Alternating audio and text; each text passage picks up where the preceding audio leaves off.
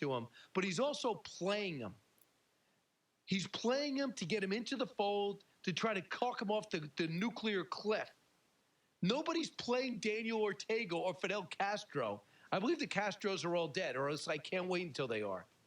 Hey, listen, I hope you can join me on my live signing. It's at 1 o'clock today, Eastern time.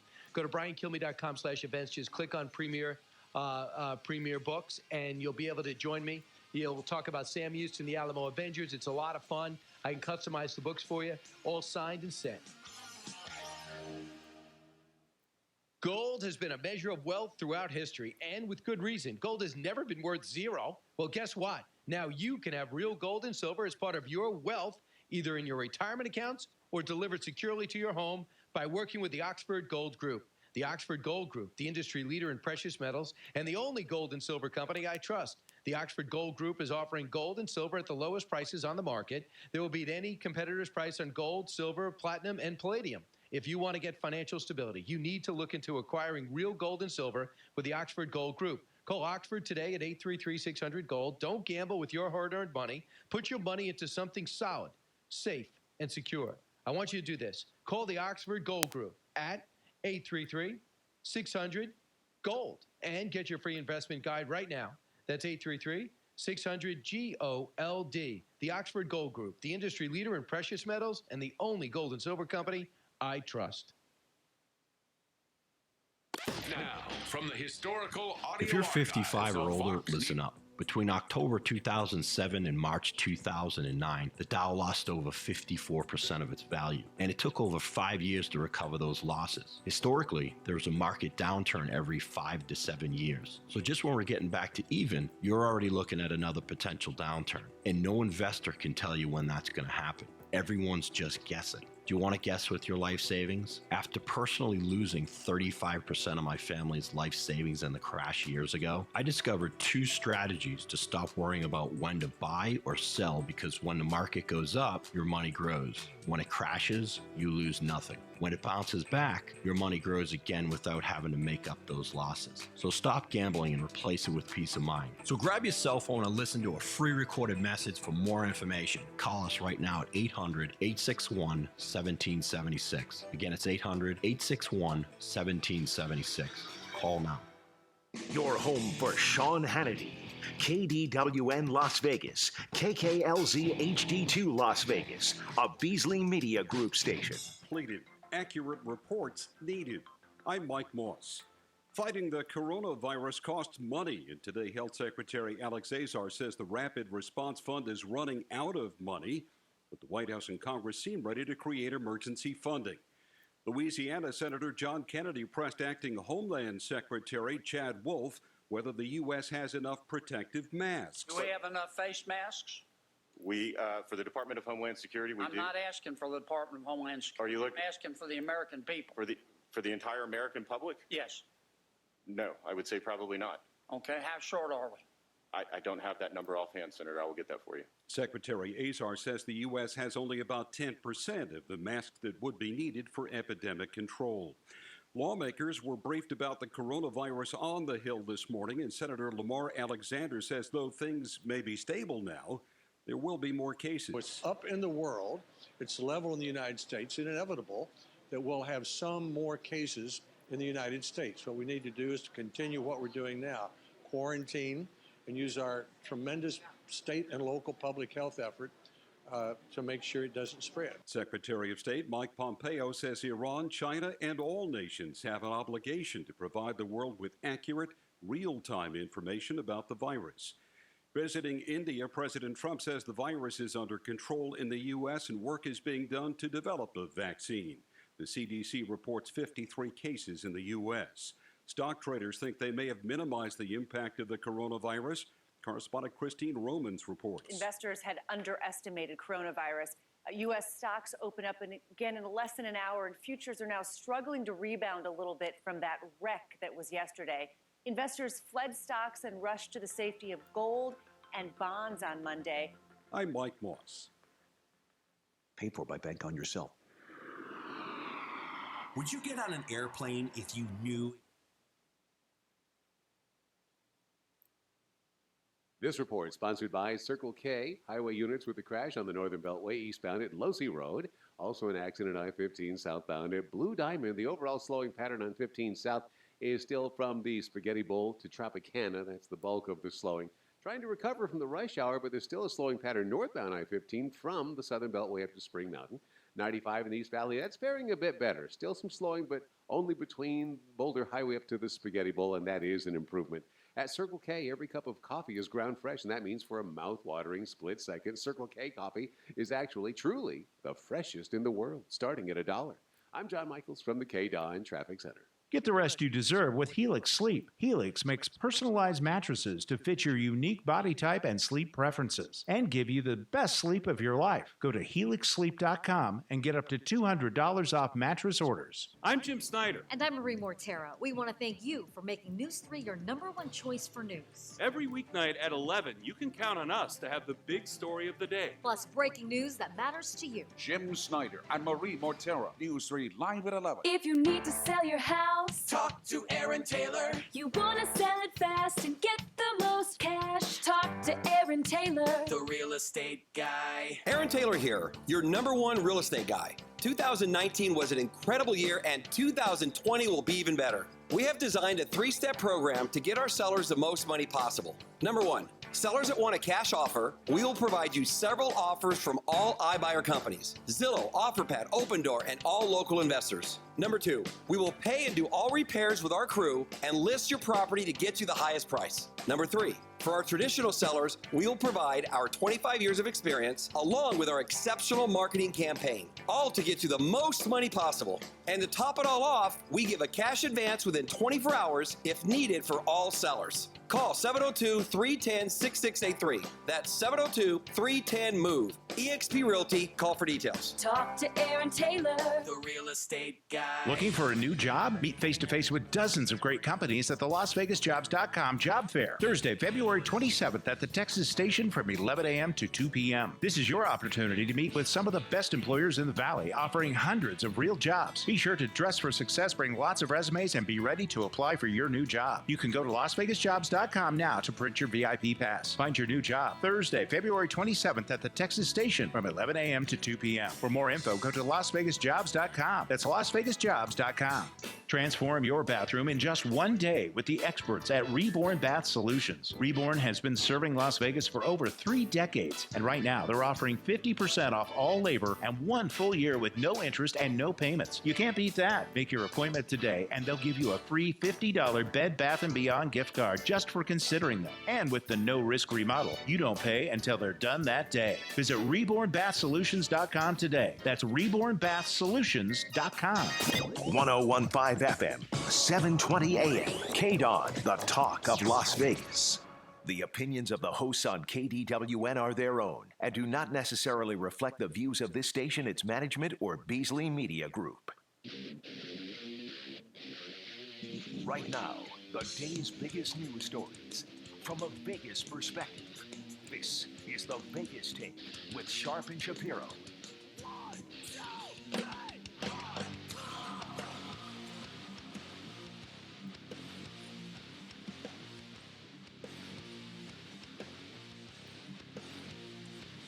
What's up, Las Vegas? It is the Vegas Take. Sharp and Shapiro, so glad you could join us on a Tuesday. Good morning, y'all. Welcome to the show. Oh, yeah.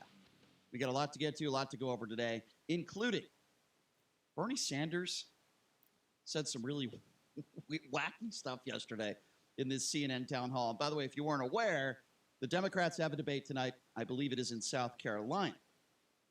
So if you recall, I was very critical of Colin Kaepernick. I've always been very critical of Colin Kaepernick. And one of the reasons why is because he praised Fidel Castro. He wore a Fidel Castro shirt when he was in Miami, an evil, murderous dictator that was responsible for killing many people. And now Bernie Sanders, at a town hall on national television, praising Fidel Castro. We will get to that coming up at the bottom of the hour. It is ridiculous. And yes, some Democrats that are running for president are already responding, including Pete Buttigieg. So we'll talk about that coming up here in a little bit. So remember, we've been talking a lot about the homeless issue. downtown, the new ordinance that Mayor Carolyn Goodman put into place, that if you're in certain zones downtown and you're homeless and you're sleeping on the streets, you're defecating in front of businesses. I don't mean to laugh. It is kind of ridiculous. You could get up to a $1,000 fine. Find me a homeless person that has that kind of money. And or up to 6 months behind bars, right? A lot of people disagree with this. But because of this new ordinance being put in place, many of these homeless people are now moving just outside the parameters of where they're not allowed to be. Well, we have people in the Paradise Palms neighborhood. Their names are Sandy and Beth, and apparently now they have a lot of homeless people that are camping out right in front of their properties. We're going to talk to them about that coming up in hour number 2.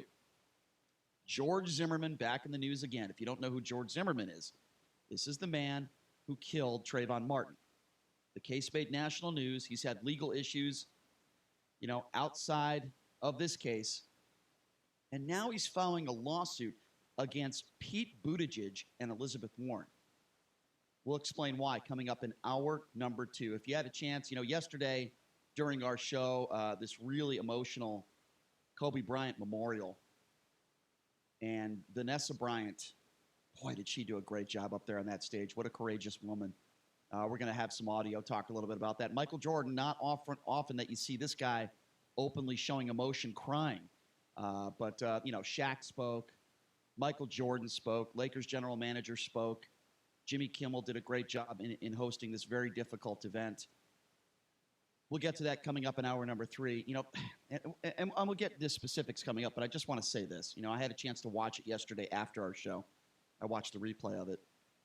The hardest part of that entire memorial was listening to Vanessa Bryant talk about her 13-year-old daughter, Gigi, who died in this crash, and saying that I'll never see my Gigi walk down the aisle and get married. I'll never see my Gigi have kids.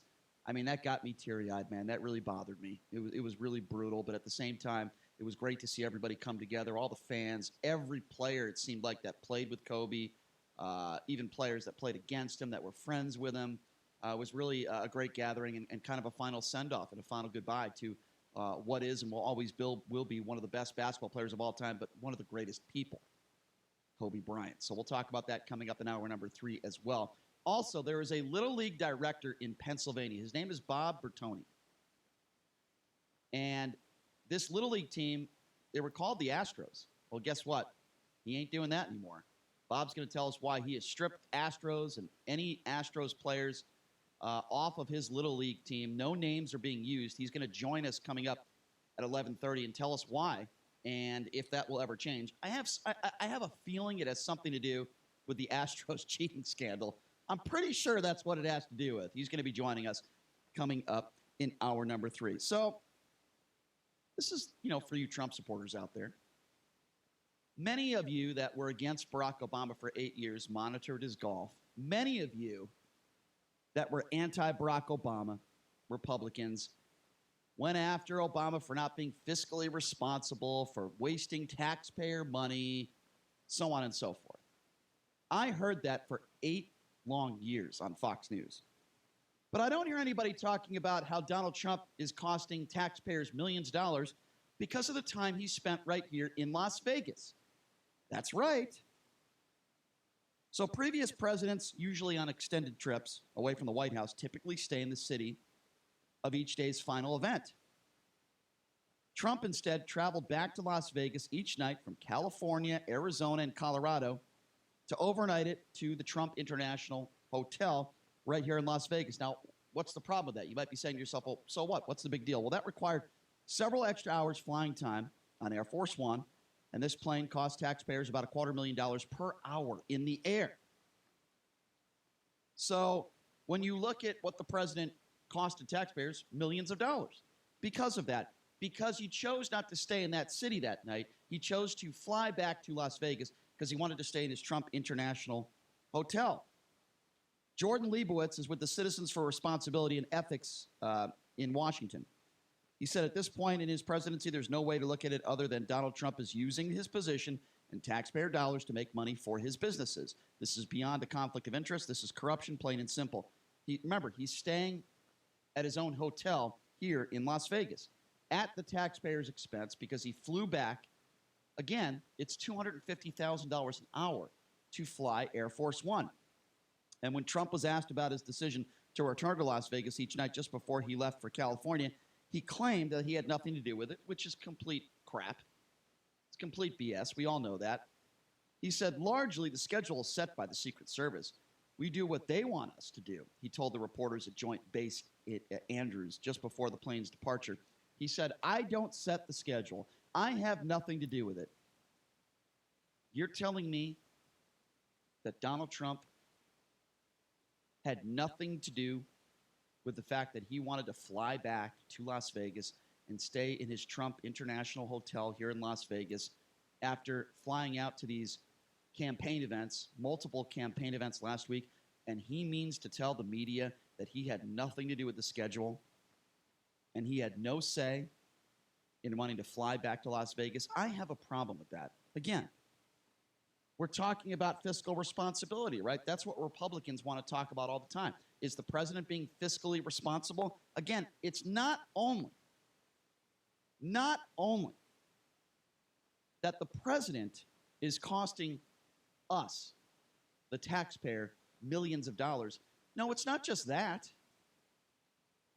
It's also the fact that he is profiting off his presidency, staying at his own hotel in Las Vegas. How can any of you who criticized Barack Obama for 8 years for not being fiscally responsible, who criticized Barack Obama for all the golf he played, not have a problem with Donald Trump's behavior just recently, right here in Las Vegas? And I would imagine that this topic is going to be spoken about tonight on a debate stage in South Carolina. At least I hope it is. Meanwhile, if you want to talk about people spending money, Mike Bloomberg continues to spend an enormous amount of money. Have you seen any of those video billboards on the Strip? They're actually quite funny. But Bloomberg, has more money than God, so he can really do whatever he wants to do. So what he did was he kind of turned the tables on Trump last week, and he took these video billboards, one of which is on, in front of Walgreens, right there on the Las Vegas Strip, and he has these billboards that are all set up. And like I said, some of them are quite funny, actually. Some of the slogans say Donald Trump cheats at golf. Another one says Donald Trump went broke running a casino. Donald Trump's wall fell over. So, yes, it's kind of funny. It's kind of entertaining. And by the way, some of it is actually true. So I had a chance to catch up with Oscar De La Hoya a while back. Oscar came on my show on another radio show. And he broke the national news on my show, and then the news went viral. It went everywhere, right? TMZ picked it up. Everybody picked it up. And the reason why I had, Hall of Fame boxer Oscar De La Hoya on my show, because he had a fight coming up that week, and I had no idea that we were going to talk about Donald Trump. I had no idea that Oscar De La Hoya was going to bring up the fact that he played a round of golf with Donald Trump, and he said Donald Trump was the biggest cheater on the golf course. So I want you to have a little bit of listen to this audio. This is an interview I did with Oscar De La Hoya back in 2016, and the interview went viral, and everything went viral, and it became a national story. And this was at a time when Donald Trump obviously was running for president, right, against Hillary Clinton back in 2016. So have a listen to this clip. This is Oscar De La Hoya. I'm talking to him back in 2016. Here it is. When I was golfing with Trump at his golf course in Los Angeles, I mean, look, I witnessed it. He outright cheated, and not only once, not twice, but 3 times. And I mean, it was funny. I was cracking up because here you have a man who's a billionaire. We're playing on his course, and he has to cheat just to say that he beat me. So you tell the story about how right off the first tee you hit it right down the middle of the fairway, and Donald Trump hits a couple balls in the water. He hits a couple balls out of bounds, and then he drives down the fairway, right? And then he says, "Oh, I found my first ball." I mean, how ridiculous! How dumb does he think you guys are? By the way, I found my first ball, and he ends up getting a par. On the next hole, it's a par 3, and clearly he hits it about 20 yards past the hole where there's bushes, and we know it's out of bounds. So we drive to the green, and guess what? He gives himself a birdie. I mean, how can you do that? There you go. That was back in 2016. So you might be saying to yourself, what's the big deal? Who cares? By the way, Donald Trump was asked about that interview that I did a couple days later. He denied it. He said he never played golf with Oscar De La Hoya before, and He said what Oscar's saying was a lie himself. Yeah, I'm sure Oscar's just lying about that, Donald. I'm sure that's what it is, but I find that to be quite funny.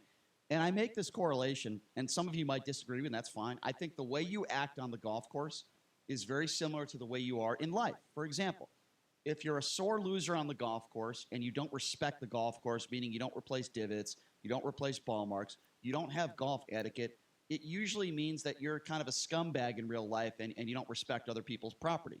If you're the kind of guy that cheats on the golf course and doesn't abide by the rules, usually you're the kind of guy that doesn't, or girl, that doesn't abide by the rules in life and breaks the rules in life. If you're the kind of person that is a sore loser on the golf course, usually you're going to be a sore loser in life. And I think there's some truth to that, and there's some evidence to that. The type of personality you are on the golf course usually transcend to how you are outside the golf course. And in this specific situation, Trump gloats on the golf course, he brags, and he cheats. Do I need to bring up a $120,000 hush money payment? Do I need to bring up the fact that he won't show his tax returns? Do I need to bring up the fact that he takes advantage of businesses, his businesses that have filed for bankruptcy to make a profit or to save himself money? Donald Trump cheats on the golf course. He cheats outside the golf course. And clearly he doesn't care about you and me, the taxpayer, because he costed taxpayers millions of dollars for deciding to fly back to Las Vegas every night after he had all these campaign events instead of staying in a hotel that night around the area where he had the rally. Isn't that a problem? If you're one of those people that talks about fiscal responsibility, if you're one of those people that criticized Barack Obama for 8 years, where are you now? All these people talking about the national debt and Obama getting us in debt over our ears. Do you understand that in the first 3 years of Donald Trump's administration, he has accumulated more debt than in Obama's first 3 years? But you're not going to hear Republicans talk about that. That's not something that you're going to hear them bring up. What a shocker. Going back to Mike Bloomberg, though, with some of these billboards, because they are kind of funny. One of the billboards wrote, Donald Trump eats burnt steak. Mike Bloomberg likes his medium rare. As I mentioned, the other one said Donald Trump cheats at golf. Donald Trump's wall fell over. This is my favorite right here, folks. Donald Trump lost the popular vote. Okay, that's a funny one. I kind of like that one. So my question to all of you, we'll take a quick break and we'll take a few phone calls on the other side of the break, is do you have a problem with Donald Trump spending taxpayer money?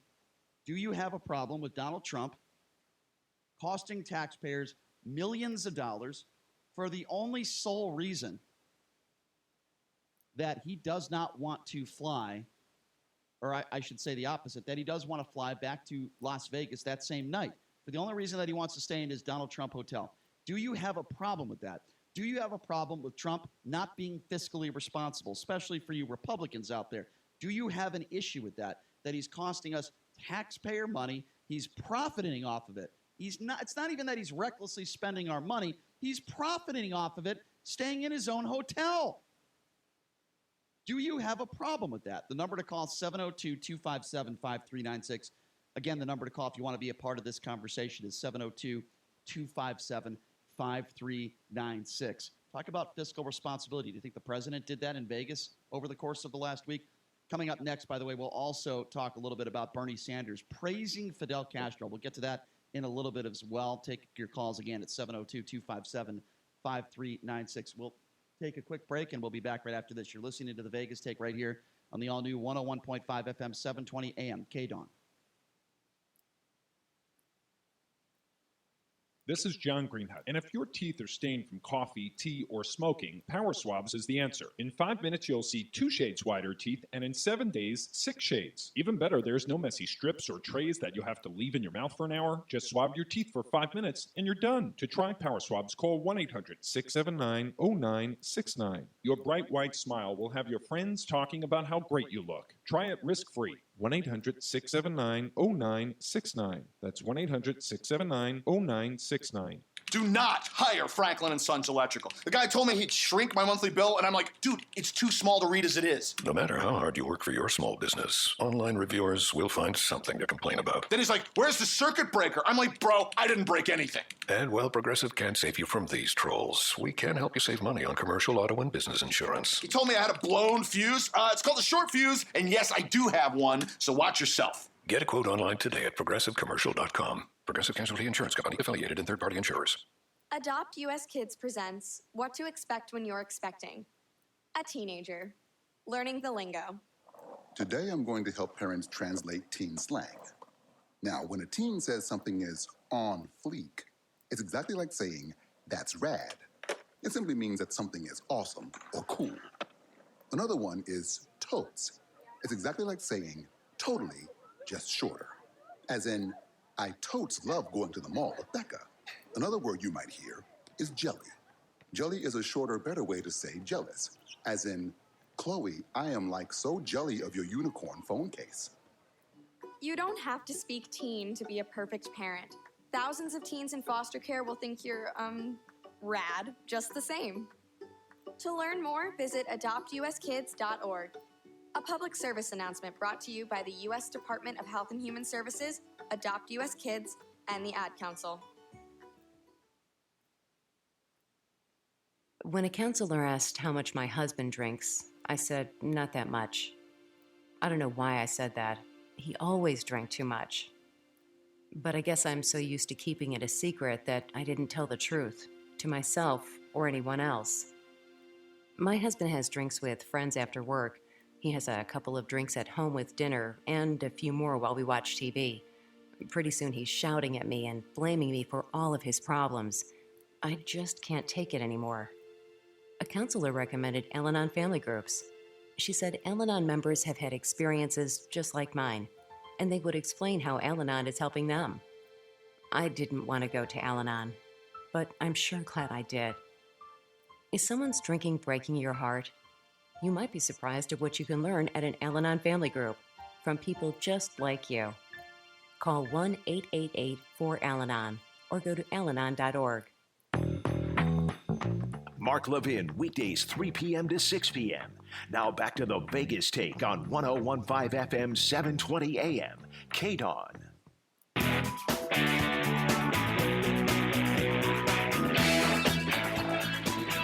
right, welcome back. Here's the Vegas Take. Sharp and Shapiro. Thanks for joining us on a Tuesday.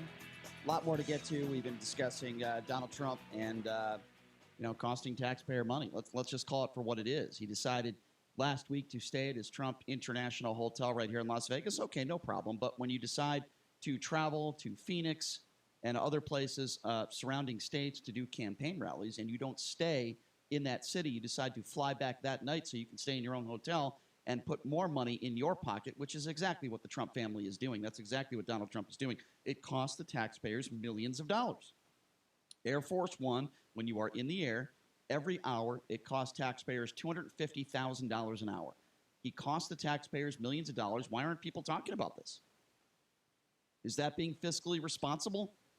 I would imagine that is going to be talked about in the Democratic debate tonight. We'll take a few phone calls.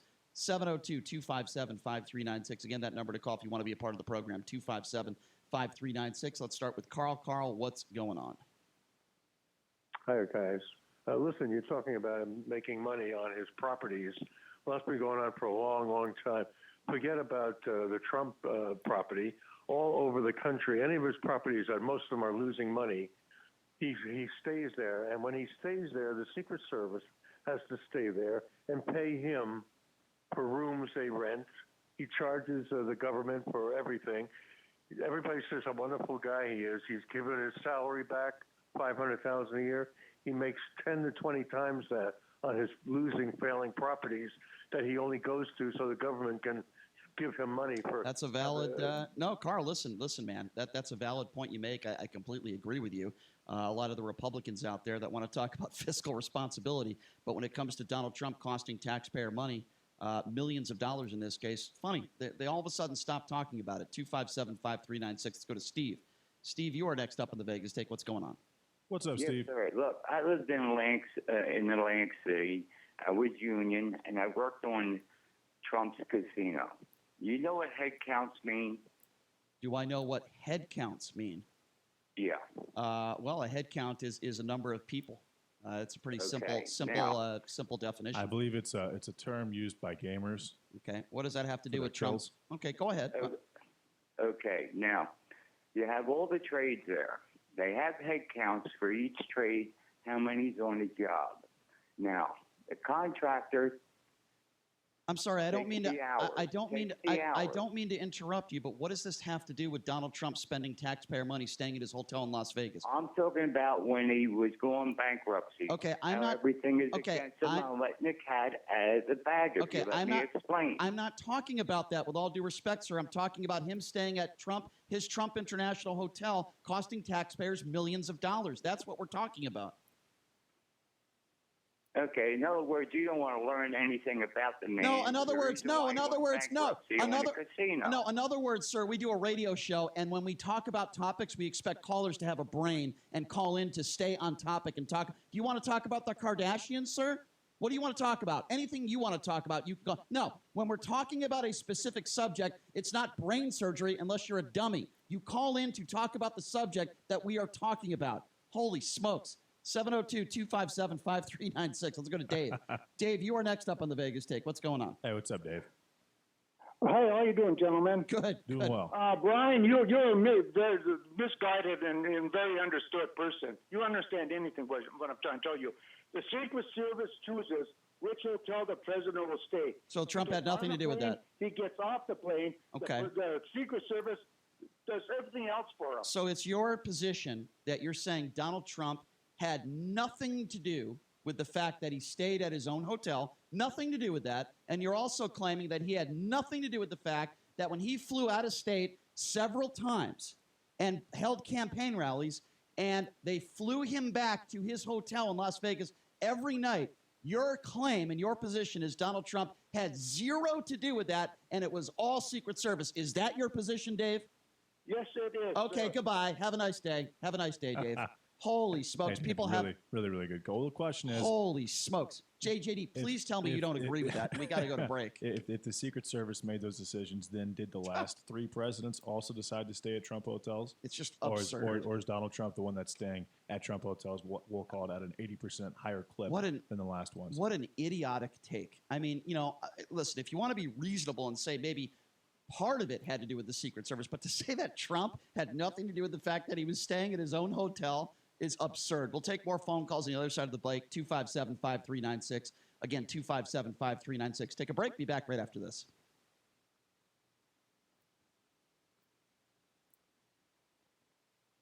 Appears to be making progress in its fight against the coronavirus, but the group's Dr. Bruce Allyward says other nations should get ready. People are arguing, is it a pandemic or not? Well, sorry. Why don't you go look at, have you got 100 beds where you could isolate people if you have to? Have you got a wing of a hospital that you're going to close off? Have you got 30 ventilators? Because you're going to have to help keep the severe cases alive for, they'll recover, but they're going to need to be ventilated for 4 or 5 days or a week. Do you have those pieces? Health Secretary Azar admits the U.S. only has 10% of the 300 million medical masks needed to contain an epidemic. The U.S. Infectious Disease Rapid Response Fund is running out of cash. Both the White House and Congress agree on a need to replenish that funding. Turnaround Tuesday hasn't materialized today. Stocks are down again on coronavirus fears. The Dow off 380. I'm Mike Moss. People.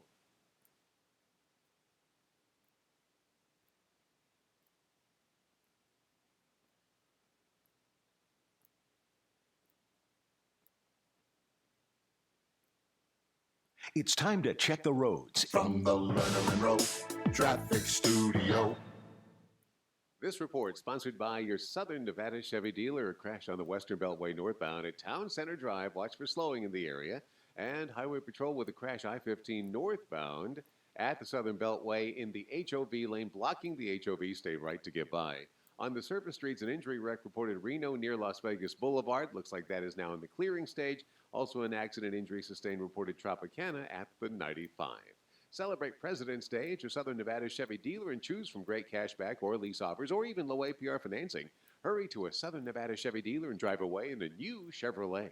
I'm John Michaels from the KDON Traffic Center. Paid for by Bank on Yourself. Would you get on an airplane if you knew it had a 50% chance of crashing? You may be riding that plane right now. If you have your money in a 401k or IRA and you plan to take out the recommended percentage each year when you retire, your chance of running out of money is 50%.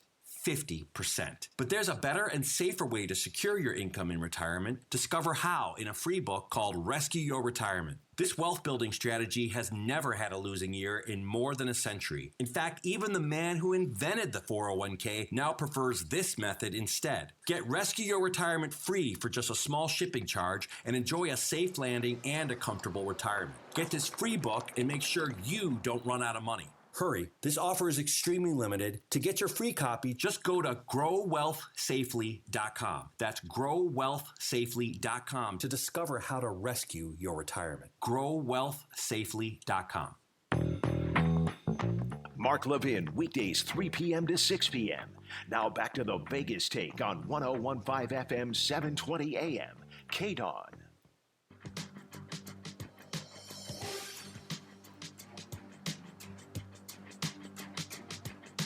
All right, welcome back. It is the Vegas Take. Sharp and Shapiro coming up here at the top of the hour.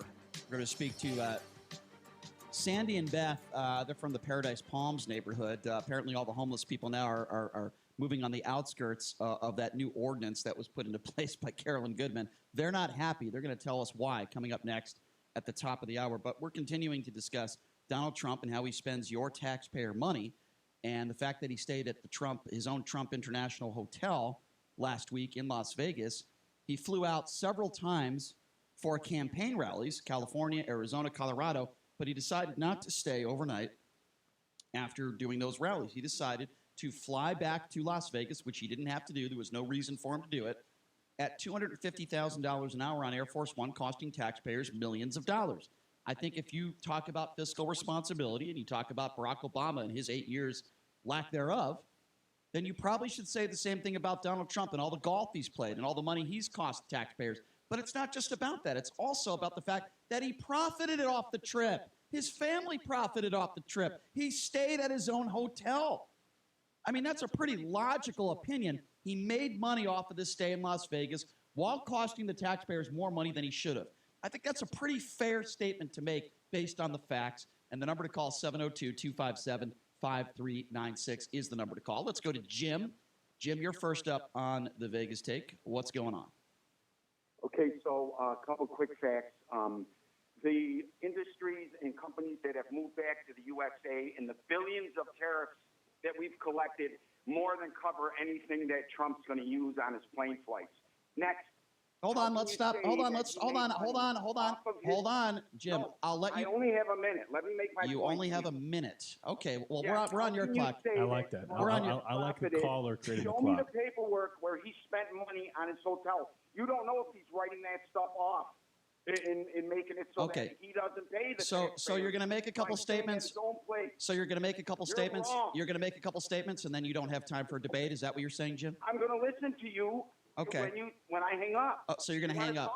So you're going to hang up. You're not going to stay on the I'm not line. going to hang up. I'm trying to make a point. So now let me make a point. Now let me make a point. If Donald Trump saved the taxpayer $10 billion because of the tariffs, I would still be talking about the same thing today, and that is this. There was no reason for Donald Trump to have to fly back to his hotel in Las Vegas. No reason. He had a rally here on Friday. That was it. He didn't do anything else here in Las Vegas except hang out in his hotel and probably get free room service, okay? He profited off the fact that he stayed in his own hotel. His administration and the people that were with him stayed in his hotel. The Trump family profited off that. Now, that is a fact. So if you want to make an excuse and say, well, look at what he's done. Hold on, I'm not done yet. If you want to make an excuse and you want to say, well, look what he did with tariffs or look what he did with this policy, that is not an excuse for recklessly spending taxpayer money, period. You are wrong, sir, with all due respect. You are wrong. Can I say it? All right. Show me the paperwork where Trump made any money off of staying at his hotel. How do you know he didn't stay there and not cost any money? with all the people involved. So your opinion. I'm going to respond. So you're telling me that Donald Trump, the Secret Service, and all the people within his administration that, by the way, it's a fact, stayed in his hotel. The Trump Tower didn't benefit at all from that. Is that your position? They just free rooms didn't cost the hotel anything. It's not my position. I'm saying show me where I'm asking you a question. The taxpayers paid for that. Okay. Well, let me give you some facts. Since clearly, I guess I wasn't clear enough with you. It cost Air Force One. It cost the taxpayer $250,000 an hour to fly Air Force One. He went to Arizona. He went to California, and he went to Colorado last week. After every single one of those campaign rallies, he decided not to stay in that city, but to fly back to Las Vegas instead of going straight to the next campaign rally. That cost taxpayers millions of dollars. Now, that's not an opinion. That's a fact, sir. Do you not understand that, or do you not have... Okay, so can I make another fact? Well, can you respond to that? Can you... Hold on, I'm not talking about Obama. No. We're not... No. We're not talking about Obama. You see what happens when I put somebody... Bye-bye, sir. Bye-bye. You see what happens when I put somebody in a corner and they can't defend his actions? Barack Obama. Did you see what that guy just did? And the issue with Barack Obama is I don't believe he owned a string of hotels across the United States that he stayed in. But this conversation has nothing. I understand, but this conversation has nothing to do with Barack Obama. But that's why you can't bring up Obama under these circumstances. Which I didn't. Well, that's why he can't. Yeah. I mean, listen. You put somebody in a corner. You ask them to defend something, and what does he say? Give yourself a nice pat on the back. I think you deserve it, Brian. Thank you. I appreciate it. Well done. I needed a compliment this morning because our producer is acting like an a-hole. We'll get to that a little bit later. 702. That's fine. So, no, he's not. 702-257-5396 is the number to call. Let's go to Alonzo. Alonzo, you are next up on the Vegas Take. What's up? Hey, what's up, Alonzo? Yeah, it makes, it seems like you guys just got a serious hard-on for the president. If that's really the best that you have, a hard-on? Complain about the president. A hard-on? So you're saying I'm sexually aroused? Time on the plane or in his hotel room, and things of that nature. That's crazy. So can I ask you a question? Did you think Donald Trump had a hard-on for Barack Obama for 5 years when he said Barack Obama wasn't born in this country? What does Barack Obama have anything to do with anything? Barack Obama's out of the picture. You just said, okay, first of all, well, let me be very clear on your statement. I don't have a hard-on for Donald Trump, and it appears as though neither does Melania Trump because they don't sleep in the same bed. And it appears that's a crack at the president, and you know that's not right. You know what? Well, is it right for him to have unprotected sex with a porn star a week before the elections and then pay her hush money payment? Was that all right? Is that the best? Was that okay? The best that you really I got a lot. No, I got a lot more than that, sir. Would you like to hear some more? It sounds like you have a hard-on for Donald Trump, and you're wearing the Donald Trump knee pads. Yes, yeah, it does. He's going to be our next president. That has nothing to do with. That has nothing to do. That has nothing to do with. That has nothing to do with this conversation. Zero, sir. Yes, it is. Absolutely. No. Oh, really? What does this conversation have to do with it? The president. No, I'm not. I'm not trying. I'm not trying to do anything. Excuse me. Excuse me. I'm not. Excuse me. Majority of the vote. I'm not trying to do anything. All right. I've had enough of you. I've had enough of you. I'm not trying to do anything. Okay. I am describing to you his own behaviors. What he does, the things he says, and how he spends taxpayer money. I'm not trying to do anything, sir, with all due respect. 702-25... When you say you guys have a hard, I'm actually a pretty ardent Donald Trump supporter myself. Well, this guy's I think that what he's doing is, it's just a byproduct of capitalism. Until it becomes illegal, then he's going to keep doing it because that's what he's done his entire life. And I agree, he will absolutely win the nomination by a landslide in 2020. Which has nothing to do with this conversation, though. But that's fine. 702-257-5396. Let's go to Larry. Larry, you're next up in the Vegas Take. What's going on? Hey, what's up, Larry? Thank you for the call, Larry. Appreciate that. Really great call, Larry. 702-257-5396. Let's go to Jeannie. Jeannie, you are next up on the Vegas Take. Hey, Jeannie. Jeannie, are you there? Here. Jeannie? Are you in a bottle? Here. Go ahead, Jeannie. I would just like to say... And I think we just lost her. I don't know what just happened there. 702 two really good calls. 702-257-5396 is the number to call. Why don't we go to Barry? Barry, you're next up on the Vegas Take. Jeannie, if we hung up on you by accident there, please call back. 257-5396. Barry, you're next up on the Vegas Take. Hey, what's up, Barry? Barry, did we lose you too? The Beasley Broadcasting phone lines are working very well this morning. 702-257-5396. Let's go to Al. Al, you're next up on the Vegas Take. What's going on? Hey, Al. Good morning, guys. How are you? There we go. Good. All right. Well, it sounds like you're having some phone trouble there. I just want to say that is it that is it the campaigning that's bothering you, that Trump's traveling around campaigning on our dime? No. Or is it the fact that he's specifically staying at places that are affiliated with him and his family? That's a fair question, Al. I'll try to answer it as honestly as I can. I think that's a problem with politics. I'm not going to blame Donald Trump for that. I think in politics, both on the left and the right, people are spending way too much money and worried so much about campaigning instead of getting things done for the country. So that's kind of more of a broader issue. I'm not going to blame Trump for that. My problem, Al, is this. For the people that are saying Barack Obama wasn't fiscally responsible, the fact that Donald Trump flew back to his hotel that same day and stayed here in Las Vegas and profited off of it, staying in his own hotel, and then making matters even worse at the taxpayer dime, because it's $250,000 an hour to be up on Air Force One. He could have stayed in that same city. He decided not to do that. Yeah, I have a problem with that. I have a problem with the president spending our taxpayer money like the way he did. So I hope that makes sense. It does. So you're saying because he profited. Now, he would have had to stay somewhere regardless. And Right. The plane Right, would correct. have had to move.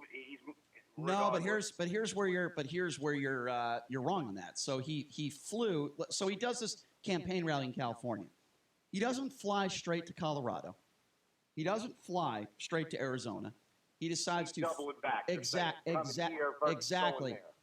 Al. Gotcha. And I don't think it's a ridiculous opinion to say that maybe he should have just stayed in that city, save the taxpayers a few $1 million. That's all, and not profit off it. How long is that flight, Brian? How long exactly is the flight? 40 minutes max? I don't have the exact numbers in front of me. It's not like but it took a 4-hour detour. To Brian's point, I think it's still wasteful. Like, it's not the best use of the time and the money. Well, Right. it sounds like Brian has a fuel grievance.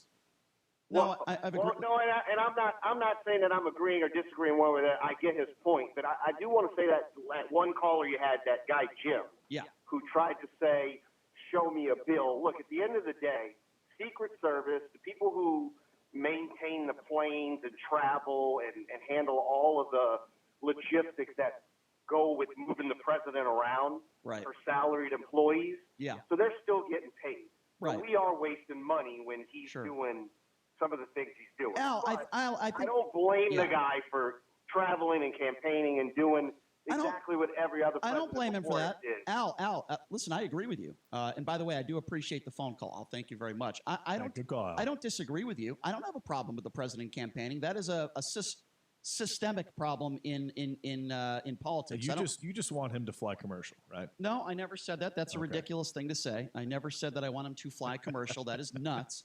I think it's a very fair statement to say that he did not use the taxpayer dollars accordingly. 257-5396 is the number to call. Let's go to Jeannie. Jeannie, you are next up on the Vegas Take.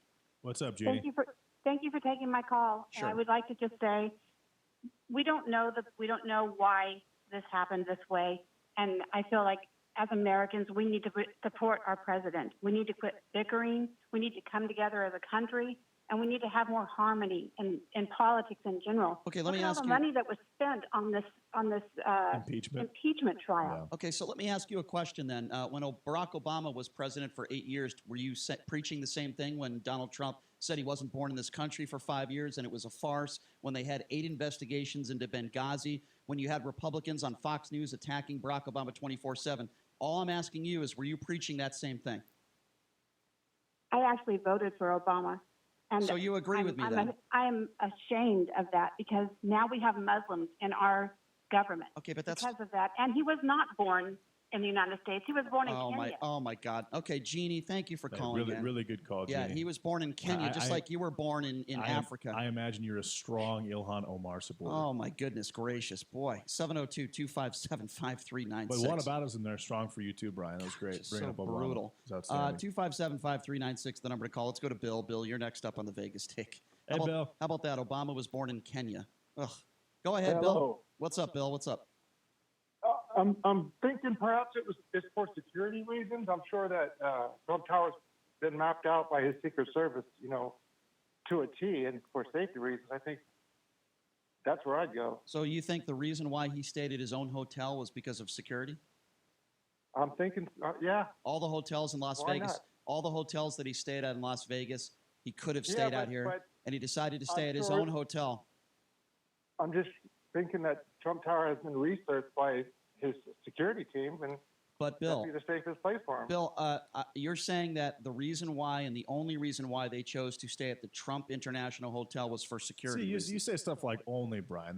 There's not going to be an only reason for anything. Well, I'm asking Bill. You like to do that to paint situations Well, I'm in a asking corner. Bill. Bottom line, Donald Trump, it's not illegal to own a string of hotels across the United States. Never said it was illegal. I'm asking. Okay, until it's illegal for the president to profit off of his own investments while being president of the United States, I didn't say that. Then he's going to keep doing it. I didn't say that. I don't know why you're bringing that up. Bill made a statement. He talked about security purposes, which I agree with.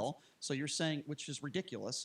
Why would staying at the Trump hotel be any better security for him than if he stayed at the Venetian? It doesn't make. He has the same number of Secret Service people.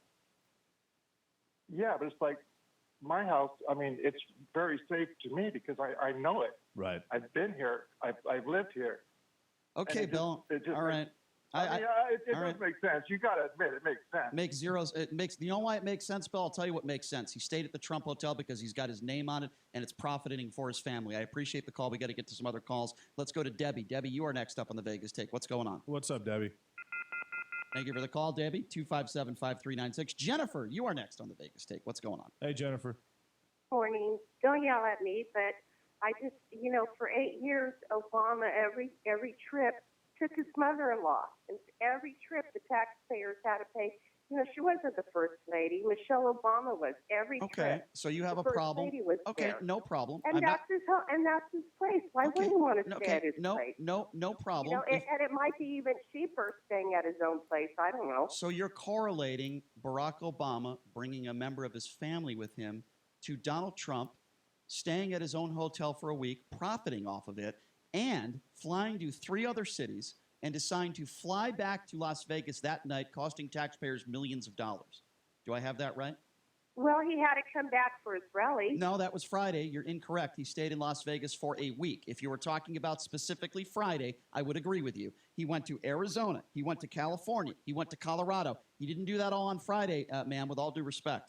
Yeah, but he was strategizing for his election. So you couldn't strategize for your election in another hotel room in Arizona, California, and Colorado. The only place he could strategize was in Las Vegas. Is that your opinion? Why do you have a problem with Donald Trump being a capitalist, Brian? I'm sorry, Jennifer. What'd you say? I don't understand it. Did you want him to stay at his good friend Adelson's or Russell's? No, I don't think you understand my point. No, that's a good old boys club. That wouldn't work out either. Jennifer, that's more money being Jennifer, I don't think you understand the point that I'm trying to make, and that is it costs $250,000 an hour to be up there in Air Force One. And if he stayed in those cities last week and then flew to his next rally, it would have saved the taxpayers millions of dollars, Jennifer. I cannot be more clear than that. 257-5396. Let's go to Jay. Jay, you're next up on the Vegas Take. What's going on? What's up, Jay? Yeah, I mean, I don't really understand, what's the big deal about it? Obviously, I see it's kind of, it looks like he's paying himself there, but well, not it looks like it is. It is. Yeah, but I mean, there's so many bigger things to be talking about. I really don't understand why this is. Well, let me ask you this. Let me explain to you. I understand, Jay, and you're right. There are a lot of bigger things to talk about. I don't disagree with you, but let me explain why I'm bringing this up. It's called hypocrisy. For 5 years, Donald Trump complained that Barack Obama wasn't born in this country. For 8 years, we heard about Benghazi, and there were 9 different investigations in that. But many Republicans weren't echoing, well, you know what, there's bigger things to talk about. We just had a couple callers that said Barack Obama was born in Kenya. They actually still believe that nonsense. So the point I'm trying to make is this, Jay. If you had a problem with Barack Obama being fiscally irresponsible, then you better have the same problem with Donald Trump spending taxpayer money and profiting off of it, staying in Las Vegas. That's the only point I'm trying to make here. I mean, I think as someone who voted for Trump, I think the argument it makes sense. Yeah, I mean, I don't see, he's not really a fiscal conservative.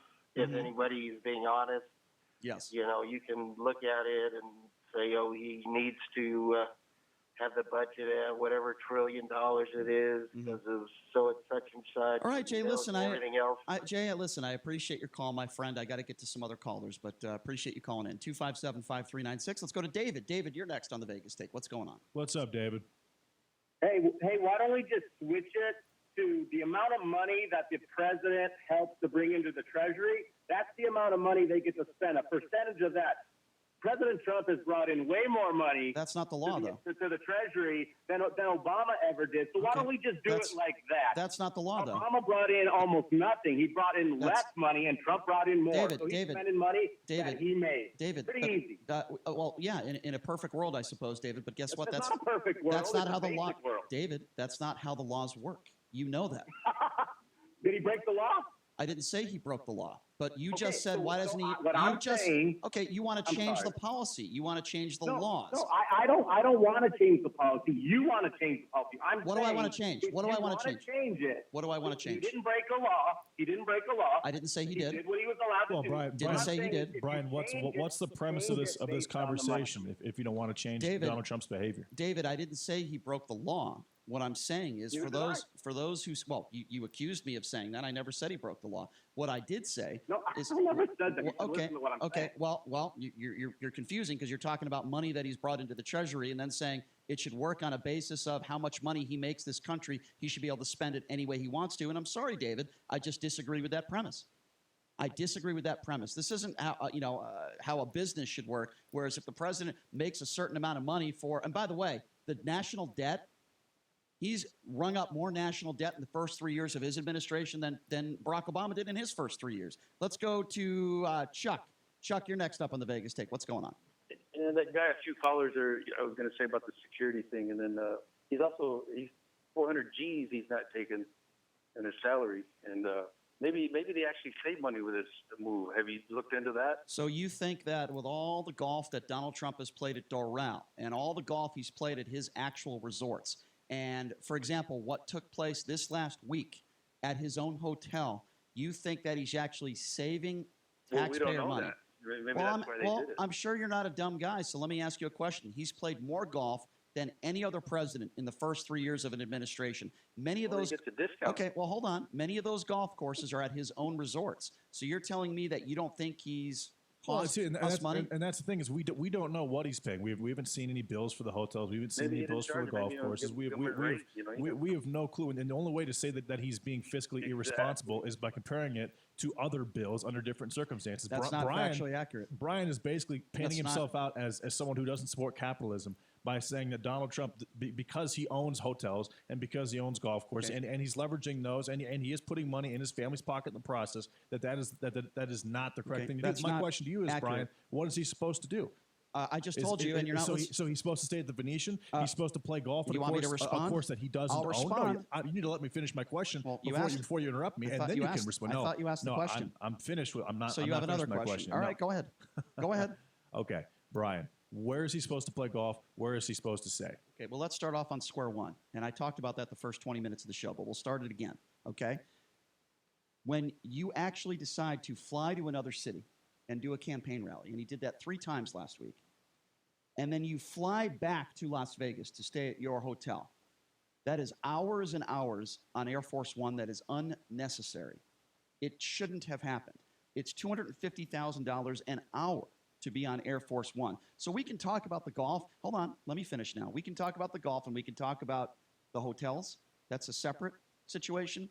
But specifically about Air Force One, there was no reason why he had to fly back to Las Vegas to stay at his Trump hotel. I can only think of one reason.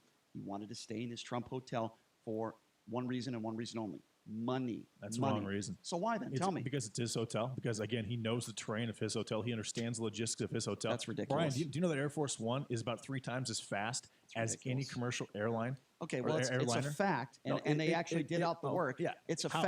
How long did it take him to travel from California to Las Vegas? It is a fact that they estimated that and this is true, by the way, that they estimated he flew an extra 7 hours on Air Force One. Now, keep in mind, it's not just getting on that plane. It's the time they're taxiing. It's the time security purposes, all these other things involved. And the fact that He was on that plane for an extra 7 hours than he shouldn't have been. Cost taxpayers a couple $1 million. It's very simple. What does taxing take up in fuel, Brian? All I know is that it's $250,000 an hour. What does sitting there take up in fuel? Nothing. Again, I'm saying in the actual air, which we're is not the talking about fuel. Just fuel here. Fuel is the major expense, right? It is $250,000 an hour to use Air Force One. That's a fact. Let's try to sneak in one more call.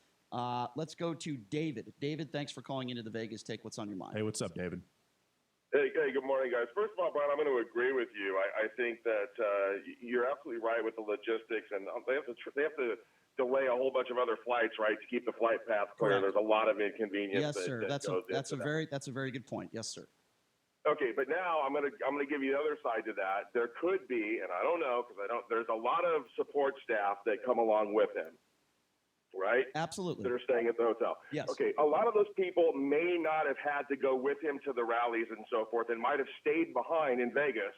If they didn't do that, they would have to move into this hotel, move into that hotel, move the computers, move the security. And that's possible. And that's possible, David. Here's what we do know: the Secret Service that travels with him, we're traveling with him. All his advisors. Well, that I do know too. Yeah. And the advisors, the campaign advisors, and specific members of the media. And like I said, Secret Service, that sort of thing. So while you're right that not everybody had to travel with him, the important person that traveled was the president. And I think we both agree on this, David. He shouldn't have come back to Las Vegas every night after one of those rallies. That's all I'm saying. Well, that seems to be the case. And then one last point: when Barack Obama used to stay here, he stayed out in Lake Las Vegas, and the reason he did that, I think part of the reason, there's one way in, one way out. It's really easy to secure, and it didn't disrupt the strip. I agree. I think the same is true with Trump Tower because it's on the end over there off of Industrial. They can go in the back way. If he stayed at the Venetian or the Bellagio, they would have to close the strip. They'd have to close Tropicana. They'd have to close everything around. It would be a nightmare. And that's a fair. I think logistically it makes sense. All right, and listen, David, that's a fair point.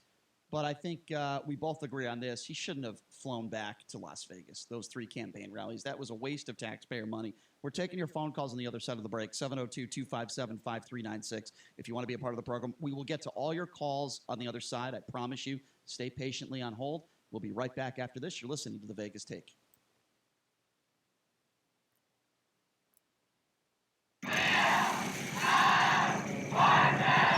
Wheel of Fortune slots make more millionaires more often.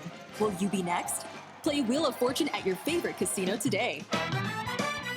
Wheel of Fortune is a registered trademark of Califon Production Incorporated. All rights reserved. Las Vegas, you work night and day, and dependable transportation is a must. You want your own vehicle, but your credit is poor. Plus, you haven't saved enough to buy a car. Let Paul Blanco's loan specialist work as your personal advisor to help you get approved for a low down payment on a vehicle you need. We can even appraise your trade and email you your credit score. Las Vegas, you're busy. Let us help you get approved before you shop. Then come see Paul Blanco's flagship store on East Sahara. Get approved before you shop at goodcarpeople.com. This is Harry Jacobs from Credit Restoration of Nevada, inviting you to join me for the Credit Show, Saturday mornings between 9 and 10, here on the new 101.5 FM and 720 AM. Hey, are you ready to quit smoking? There's a free Nevada resource here to help you. Just call 1-800-QUIT-NOW from a Nevada area code.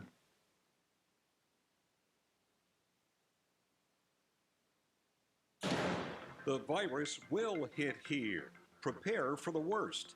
I'm Mike Moss. We'll have more cases in the United States, and we've been very transparent about that, and we will then work to mitigate the impact of those. Health Secretary Alex Azar telling Congress the U.S. will see more coronavirus cases. The CDC is bracing Americans for what it says will be an outbreak in this country, and the CDC says Americans should prepare for that outbreak to be bad.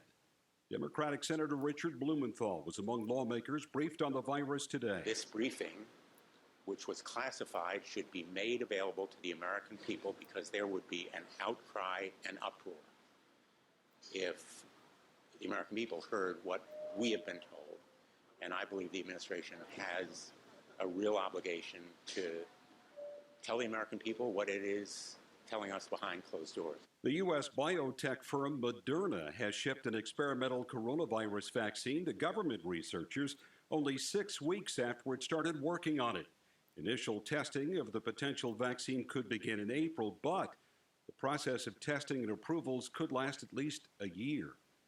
A U.S. airstrike in Somalia has killed an al-Shabaab leader who had a role in the January attack in Kenya that killed 3 Americans.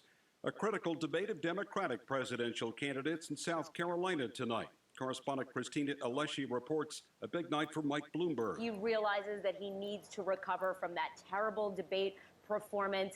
He brought in some outside advisors to his debate prep this time around, and what we could expect is a more aggressive Mike Bloomberg. Last time he was coached to kind of hang back and take the incoming punches. Clearly that did not work out for him. So this time around, he's going to hit Bernie Sanders really hard. Stocks are sinking, the Dow down 521. I'm Mike Moss. It's time to check the roads. From the Lerner Road Traffic Studio. This report sponsored by your Southern Nevada Chevy dealer. The crash on the Western Beltway northbound at Town Center Drive at the off-ramp. Most of the vehicles, most of the activity is all off to the right, but expect some light precautionary slowing. Also, a hit-and-run accident investigation is underway at 4th Street just north of Bonneville, and an injury crash active reported Deer Springs west of Fort Apache.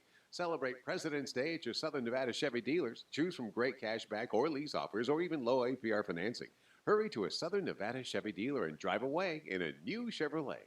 I'm John Michaels from the K-Dog. The opinions of the hosts on KDWN are their own and do not necessarily reflect the views of this station, its management, or Beasley Media Group. Get the rest you deserve with Helix Sleep. Helix makes personalized mattresses to fit your unique body type and sleep preferences and give you the best sleep of your life. Go to helixsleep.com and get up to $200 off mattress orders. President Trump has been exonerated, and now there's something every real American ought to have. Limited edition Trump 2020 American Eagle Silver Dollars. Celebrate Trump's historic victory with limited edition American Silver Eagles, specially priced from govmint.com. Just call 1-800-932-4635. Hold the weight of democracy in your hand with new, perfect, uncirculated condition Silver Eagle coins. These historic coins, signed into law by Reagan, have been America's money since 1986. To secure your new limited edition Trump 2020 American Eagle Silver Dollar coins, call 1-800-932-4635. Call now and we'll give you a free Trump 2020 Patriots Pack, including a Declaration of Independence commemorative and 5 Lincoln cents when you order. Call now to secure your silver dollar coins. Plus, get your free Trump 2020 Patriots Pack, valued at over $10, free with every order. 1-800-932-4635. That's 1-800-932-4635. Have you been lied to by Washington politicians and the Wall Street propaganda machine? Hi, I'm Inc. Magazine bestselling author Brett Kitchen. And if you're over 55 with an IRA or 401k, I want to give you a free copy of my new book, Wealth Beyond Wall Street, because according to Time Magazine, Wall Street's 401ks have failed millions of Americans. After losing 35% in my IRA in the crash years ago, I said enough. And since then, I discovered a way to grow money potential double digits, reduce taxes dramatically, and also have my money protected when the next stock market crash hits. When the next market crash hits, you lose nothing. Call Wealth Beyond Wall Street now to get your free book and talk to a specialist to discover this little-known strategy to get potential double-digit growth during good years and never lose in the next market crash. Call 800-436-8181 to discover this asset that people like Walt Disney and JCPenney use to grow wealthy. Plus, get one of just 97 free books left. We even cover shipping and handling, no credit card required. Call 800-436-8181. 1-800-436-8181. That's 1-800-436-8181. Mark Levin, weekdays 3 p.m. to 6 p.m. Now back to the Vegas Take on 101.5 FM, 720 AM, KDON. The opinions of the hosts on KDWN are their own and do not necessarily reflect the views of this station, its management, or Beasley Media Group. Right now, the day's biggest news stories from a Vegas perspective. This is the Vegas Take with Sharp and Shapiro.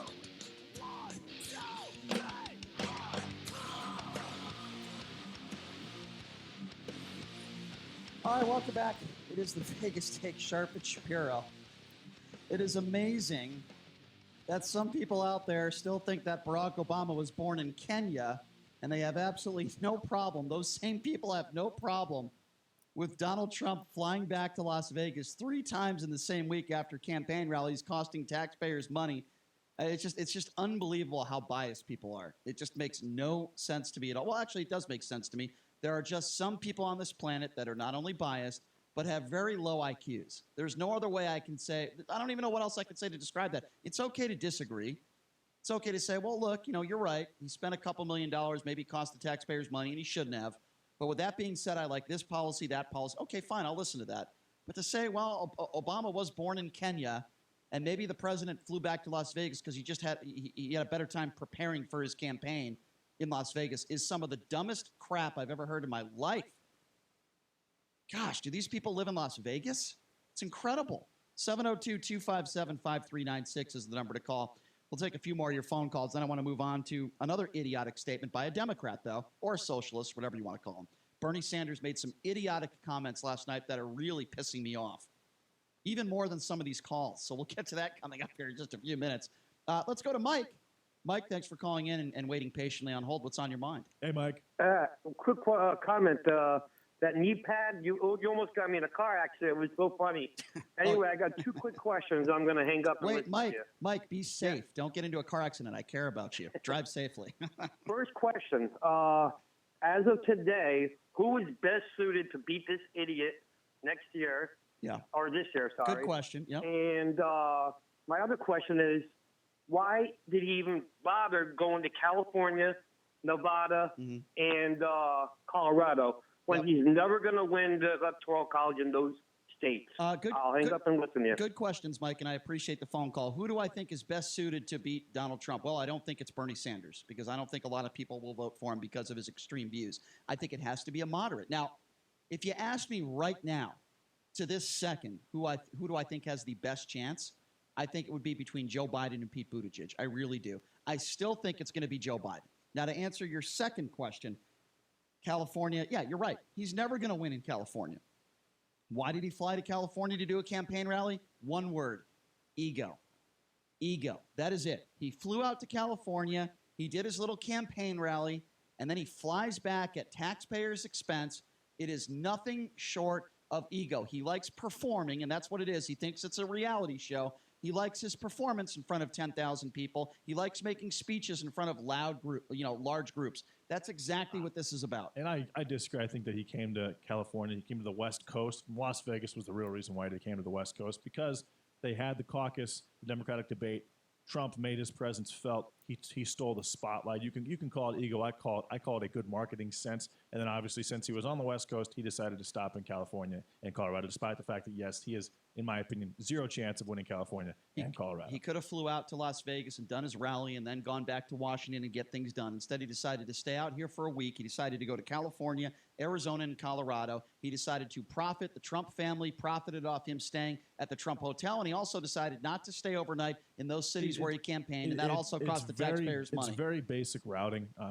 Musicians do it, artists do it, comedians do it. The president of the United States is not... Anyone on a tour The president of the United States... They route appropriately, and that's what the president of the United States did. The president of the United States is not a musician on a concert tour. The president is on taxpayer dollar. A concert tour, the Rolling Stones are not using taxpayer money. They can fly wherever the hell they want to fly, and I don't care where they stay. The bottom line is the president could have stayed overnight in California or Arizona or Colorado, all three, and it would have saved the taxpayers money. It's that simple. 702-257-5396. Let's go to Brady. Brady, you're next. What's up, Brady?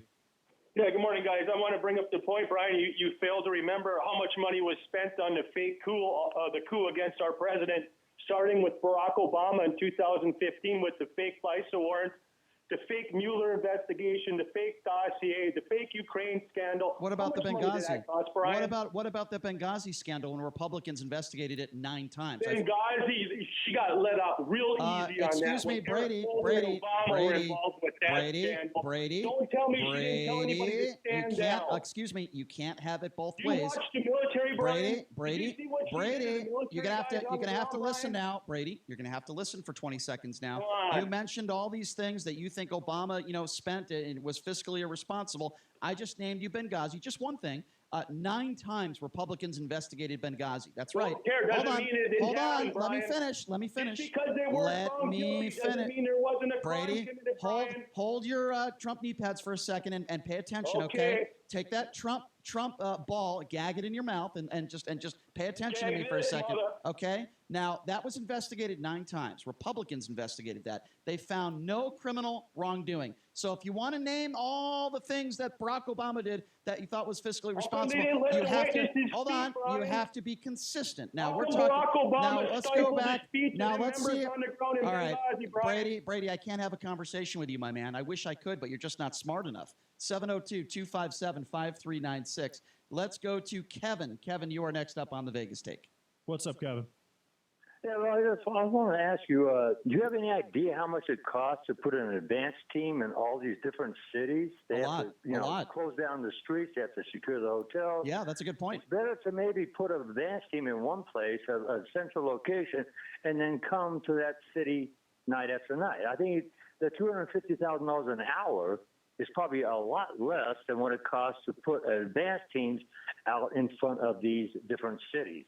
My understanding is it doesn't cost $250,000 to do that. It certainly Brian, certainly is you have expensive. you have no idea what those numbers are. Real quick when you have hundreds and hundreds of So what is your team people. Okay, so I'm just trying to understand. Is your argument you're defending the president for flying back to Las Vegas? I think that financially it probably works out to be less. Well, that's than incorrect. Having advanced teams in all these different cities. That's sir, I'm just being honest with you. Even according to right-wing websites, they are saying that no, that is not the case. It actually cost the taxpayers more money for what he did in flying back to Las Vegas. How much more? A little bit? I mean, we're talking, to win a president, they're spending billions of dollars. To be the president, they spend billions of dollars to fly him around all around the world, all around the country. We're talking the percentage. We're probably talking less than a half a percent. I think what you're forgetting is that if he did when he did a campaign rally in California, he could have flown straight to Colorado the next day. I think you're forgetting that he actually. But they have to have an advanced team in Colorado. Well, they already had that anyway, so you're not making any sense. No. The advanced team that secures the hotels and locks down all the pathways to the hotels. I mean, it's very expensive. And they had to do the same thing when he had to go to the campaign rally there. They had to do the exact same thing. They had those same teams there. They didn't have to put the people up in the hotels there. So you're saying that it would have it actually saves. I just want to make sure I understand what you're saying, Kevin. You believe that it actually saved taxpayers money, the fact that he flew back to Las Vegas and then went to these events the next day and then flew back again? He's saying there's opportunity costs I believe involved the difference either way. is very minute. Okay, well, he's saying that Trump didn't spend a ton of extra money compared to what he could spend by having those advanced teams and having that infrastructure set up like was in Las Vegas, in Los Angeles, or in California, or in Colorado. Okay, well, according he's saying to there's not a giant deviation between the amount spent or what would possibly be spent. Not enough to make a huge deal out of it like you've been doing last time. According to right-wing websites, that is factually inaccurate. 702-257-5396. Let's go to Jay. Jay, you're next up on the Vegas Take. Hey, what's up, Jay? Hey, guys. How are you doing? Good. Doing well. So my whole background is infrastructure. And I am a businessman. I am self-employed. So I'm going to tell you this right now. The advanced teams, in order to be able to secure a hotel, take 3 to 4 days in order to be able to do that. So your talking point of he flew back to Vegas where the advanced team already had already been in place, is trying to infer that the president shouldn't have gone to California. He shouldn't have gone to Arizona. No, I didn't say that. He shouldn't have gone to Colorado on a whim, because on a whim it would not have been able to be possible, which means you're trying to silence our president. No, absolutely not. Actually looking Not at true. the fact Not true. that advanced teams were already in place in Vegas. He owns the hotels. He stayed here before. They know exactly what they have to deal with. And until you actually show documentation that the Trump hotel issued a bill to the United States government for Trump's stay in his own hotel, you have nothing but a left-sided talking Not true. point. Not true. I'm going to give you some facts. Okay, Joel. I listened to your right wing. I listened to your right wing. I listened to your right wing. Show me the money. Okay, Where's now the it's bill? now it's time for you to listen. I listened to your right wing talking points. Now I'm going to give you some facts. I'm not right-wing. Okay, I don't care I'm a what you are. capitalist. I don't care what you are. Now you're going to listen. According to a report by the Government Accountability Office last year, the Air Force unit that operates the Boeing 747, normally used as the presidential aircraft, spent $4.4 million for 4 round trips from Andrews to Palm Beach. This was in early 2017. Now that works out to about $273,000 each hour time. Had Trump held the same events but done so in a geographically logical order, starting in Beverly Hills and finishing in Colorado Springs, but overnighting each day in that city where he would begin the following morning, guess what? Trump would have spent 4 fewer hours aboard Air Force One, therefore saving taxpayers about $1.1 million. Now, those are the facts according to the Government Accountability Office. Those are facts. That's not a left-wing talking point. Now, listen, if you have no problem with it, no, it's not. No, it's not. What if? No, it's facts. Debate anything on what he's doing. Really? You try and tear him down because you have Trump derangement. Okay. Well, you have Trump. You have Trump knee pad syndrome. What do you think about that? Okay, I have Trump knee pad. You know what? No. Let me rephrase that. I'm sorry, Joel. I'm sorry, Joel. I apologize, Joel. Joel, I apologize. I misspoke. I guarantee okay, you don't Joel. Brian, his name is Jay. Jay, Joel, whatever your name is, I misspoke. You don't have Trump knee pad syndrome.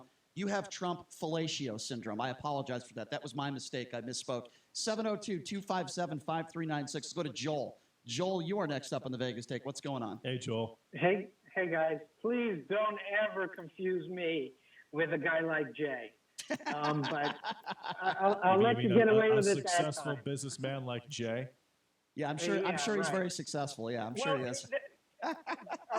Brian, your first point was the most salient one, and that is that the Trump organization / family is profiting off of these trips, is profiting off of everything that the president does, which is against what our country is all about. He's not supposed to be profiting off of campaign trips, off of having foreign dignitaries come to the U.S. and stay in one of his hotels, because they're not staying for free. And when he travels with a huge entourage of people, not just administration officials, but security teams. Right. Those people have to have their own hotel rooms. They have to be fed. They have to have transportation to and from the places that he's going to. They don't travel with all of the vehicles from Washington, D.C. to Beverly Hills, Joel, guess what? But Trump knows the terrain of his hotels. Right. So I know where a bathroom is. I know where the spa is. Yeah. Hey, Trump knows where the spa is. So He knows how to press 0 on the telephone to get room service. Yeah, exactly. But the point of is that he's profiting when no other president has done this, and it's not. I believe it's illegal. And number 2, it's certainly unethical. You actually think that's illegal? You legitimately think that profiting off of hotels and golf courses come on? If it was illegal, if this was actually illegal, considering how much money this family has made from this, which is probably hundreds of millions of dollars. Let's be honest. If this was illegal, he would be impeached for it immediately. So that would be the big smoking gun impeachment. Would be this. And here's the reason why former presidents haven't been in this situation, because they haven't owned property like Donald Trump. They haven't been real estate developers like Donald Trump. They haven't been businessmen. They haven't had business backgrounds like Donald Trump. He is a unique president because he is a real estate developer. He owns real estate. He owns golf courses. He owns hotels, and he has a business background. So he is able to capitalize. He also has a national brand, actually an international brand that he has been developing prior to becoming president of the United States, and that is unlike any president in United States history. Joel's been patient. Go ahead, Joel. Respond to JD. Joel, did we lose you? Oh, he was so patient. Joel, are you still there? No, he's there. Yeah. Go ahead, Joel. Respond. Go ahead. Go ahead. Explain to me what the Emoluments Clause to the United States Constitution is all about. All right, go ahead, JD. The Monuments Clause? Yeah. All right, well, Joel has a bad phone line. He might have been on an Obama phone. So we'll go to the next call. Let's go to Mike. Mike, you're next up on the Vegas Take. What's up? Hey, what's up, Mike? Morning, Jets. Good morning, Mike. What's on your mind? So are we really serious? We're going to talk about this when it's been going on forever with every president? If you want to do whataboutism, we can do that. But can you please? I'm not doing whataboutism. Okay, well, hold on. How we're picking it apart Okay, here, so let's dissect what you just said. Please explain to me a hotel where the Obama family profited. The family profited off him staying there, please. I'll wait. You're doing the what about. Please tell me. You just hold on a second. You just said that I'm not going to go there. all presidents. You just said all presidents. You just said it's been happening. I'm not a liberal. You dope. Hey, dope. Don't want to float the bill, but you don't have a listen. problem spending our money Would you otherwise. like to have a conversation, or do you just want to call me a liberal, which is, by the way, factually inaccurate? Would you like to have a debate? Whatever. Call yourself. Would you like? Want. We all know what Would you? are. Okay. I know what you are. You're dumb. You're a dope. Would you like to have a I know, conversation, I'm or an do you want idiot, to? 'cause that's what Okay, you pot him got. down. That's Don't all hang you up on got. him. Don't hang up on him. Pot him down. I'll give him a chance to respond. He's the one who insulted me first, and he's calling me a liberal. You're a right-wing nut. And by the way, I'm not a liberal. I didn't vote for Hillary Clinton. I didn't vote for Barack Obama. I voted for John McCain, and I voted for Mitt Romney. So screw you. Now, according to the start of this conversation, you said it's been happening for years before you insulted me. Now, let's address that. So I'll explain by asking you a question about Barack Obama, since you think this has been happening for years. And I'll ask it again because I noticed how you deflected and you didn't answer. Can you please tell me a time where Barack Obama stayed at a hotel in a city for a week and his family profited off the fact that Obama chose a specific hotel where he profited off of? Now, I'll pod you back up, and I would like you to please answer the question directly. Okay, answer mine. Does he own any No. hotels? I ask the questions, and then I'll answer yours. Answer mine first. You said this has been. He doesn't own any hotels. Well, you just said this has been happening for years, so you're wrong. Would you like to?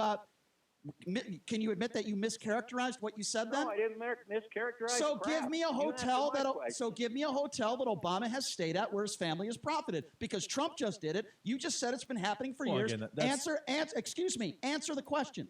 It's been happening for years. They fly Give me a around on our dime hotel. and waste our Give me a money. hotel where He's Obama not- stayed at. He's not talking about the hotels. He's talking. Well, that's he's- what I am talking okay, about. but he's Well, talking. we're He's talking about two different presidents traveling on the taxpayers' dime. Mike, I talked for about. campaigns or for I talked international about, appearances Mike, or what have you. I talked about Donald Trump staying at his own hotel right here in Las Vegas. Hey, well, His that's not family. what I'm talking about. Okay, well, guess what? That's what I am talking about. So would Okay. you please tell me a hotel for the 5th time now? I'll ask you the question. And the 5th time I answered your question. So he doesn't hasn't own done any that. Hotel. Oh, okay. All right, Mike. Appreciate the phone call. Thank you for making my point for me. Obama has not done what Okay, Donald Trump but has the done. question is, if Obama did own a string Not of going hotels, to do a hypothetical. Well, Not going to do a hypothetical. Well, basically, He you're- doesn't. You're calling Donald Trump a.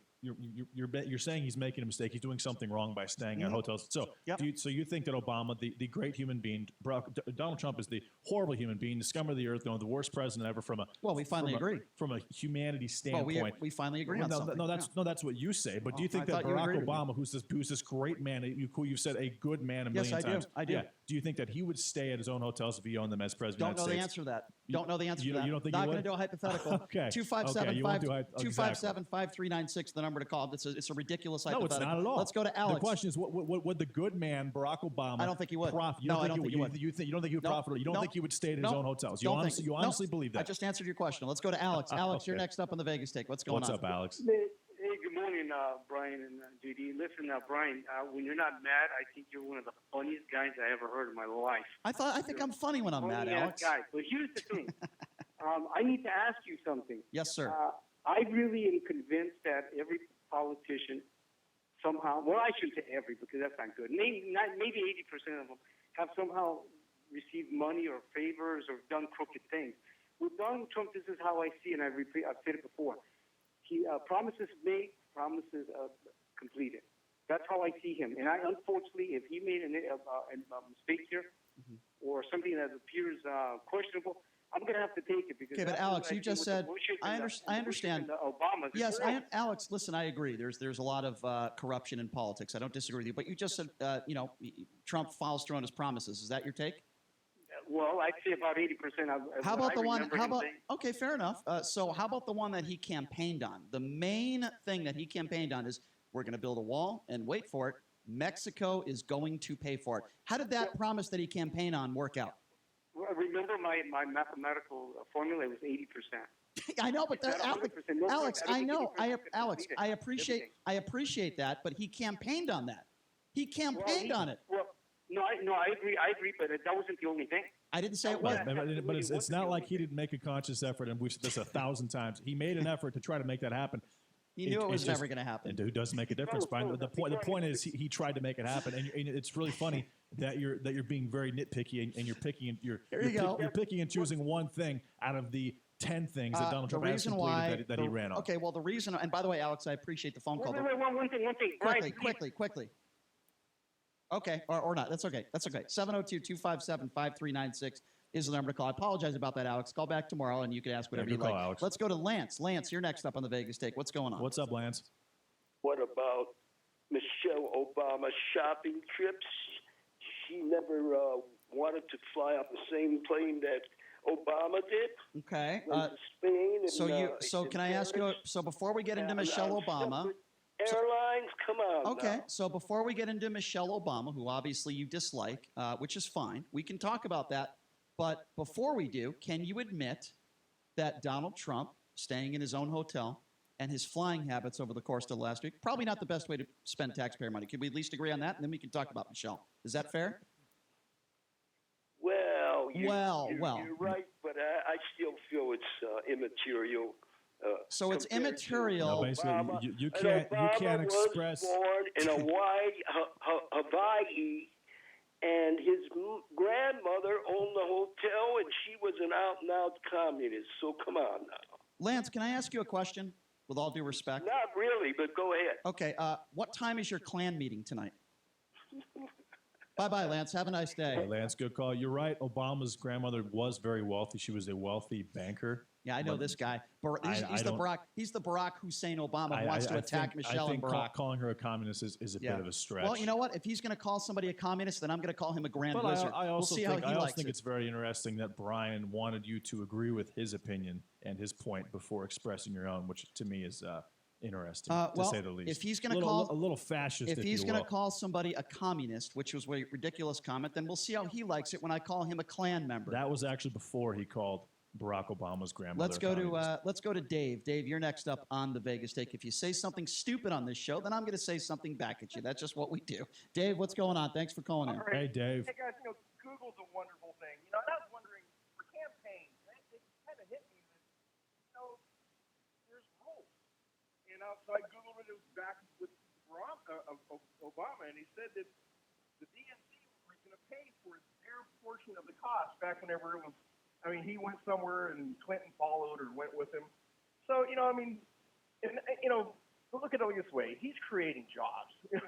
But you know what? They all do this. Republicans, Democrats, they all travel. All right. Well, Dave, listen, I'm up against the game. Dave, I apologize. I'm up against a break. I would love to give you more time, but I would disagree with you when you say, quote, they all do this. Again, name me a hotel that Barack Obama stayed at in his 8 years as president where the Obama family profited off of. If you can name me one, then I will agree with you. You obviously can't because it never happened. We're going to take a quick break, and when we come back, the homeless issues in Las Vegas continue. For some, it's getting worse. We'll explain what that means with our guests coming up next. You're listening to the Vegas Take.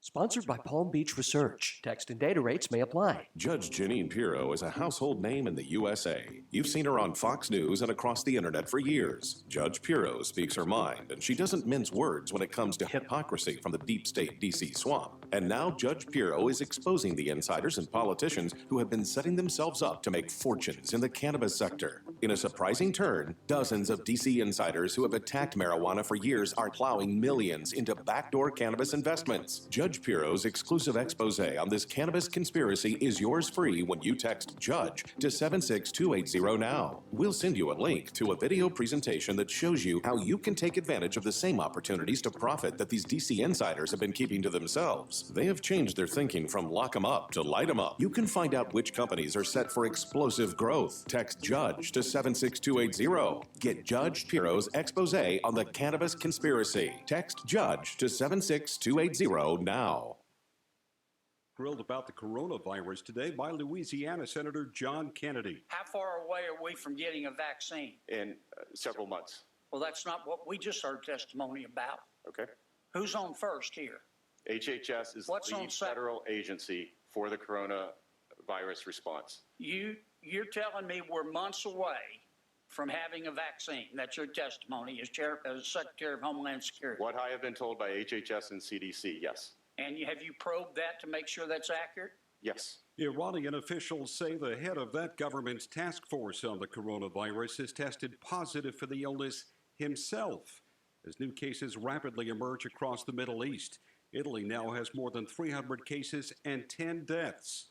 Virus fears are sinking stocks on Wall Street again today. The Dow is down about 550 points. I'm Mike Moss.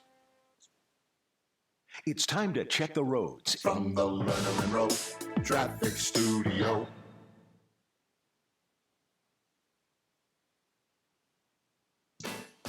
Transform your bathroom in just one day with the experts at Reborn Bath Solutions. Reborn Bath Solutions has been serving Las Vegas for over 3 decades, and right now they're offering 50% off all labor and 1 full year with no interest and no payments. You can't beat that. Make your appointment online today at rebornbathsolutions.com, and they'll give you a $50 Bed Bath & Beyond gift card just for considering them. 50% off labor, 1 full year of no interest and no payments, plus a $50 Bed Bath & Beyond gift card. What are you waiting for? Reborn Bath Solutions. They bring the showroom to you with free in-home appointments at your convenience. Visit rebornbathsolutions.com today. That's rebornbathsolutions.com. Take advantage of this amazing offer. 50% off all labor, 1 full year of no interest and no payments, plus a $50 Bed Bath & Beyond gift card. Reborn Bath Solutions, where it's done right and done in a day. Las Vegas, you want hassle-free auto financing, even if your credit is poor. You work hard and deserve to drive a respectable vehicle. Paul Blanco's Good Car People Las Vegas has low prices, low rates, and you could be approved before you shop. First-time buyers, seniors, single moms and dads, and married folks with kids. Our loan specialists work as your personal advisor to help you get approved for an extremely low payment. Let lenders compete to keep your payments low. Paul Blanco's Good Car People Las Vegas on East Sahara. Get approved before you shop at goodcarpeople.com. Adopt US Kids presents What to Expect When You're Expecting. A teenager. Learning the lingo. Today I'm going to help parents translate teen slang. Now, when a teen says something is on fleek, it's exactly like saying, that's rad. It simply means that something is awesome or cool. Another one is totes. It's exactly like saying totally, just shorter. As in, I totes love going to the mall with Becca. Another word you might hear is jelly. Jelly is a shorter, better way to say jealous. As in, Chloe, I am like so jelly of your unicorn phone case. You don't have to speak teen to be a perfect parent. Thousands of teens in foster care will think you're, rad just the same. To learn more, visit adoptuskids.org. A public service announcement brought to you by the U.S. Department of Health and Human Services, Adopt U.S. Kids, and the Ad Council. Mark Levin, weekdays 3 p.m. to 6 p.m. Now back to the Vegas Take on 101.5 FM, 720 AM. KDON.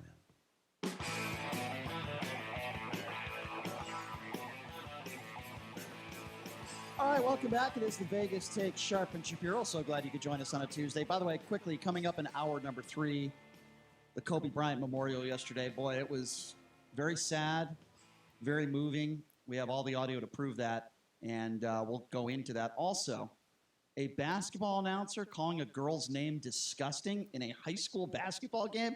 We have the audio to prove that as well. That'll be coming up in hour number 3. Also, Bob Bertoni is the Little League director out in Pennsylvania who has banned the Astros name from the league because of the cheating scandal. So he'll join us coming up in hour number 3 as well. I want to start by talking about this. This is troubling. We've talked a lot about the homeless ordinance, and we talked a lot about Carolyn Goodman fining people up to $1,000, sending them to jail for up to 6 months if they are sleeping in certain areas within the city limits.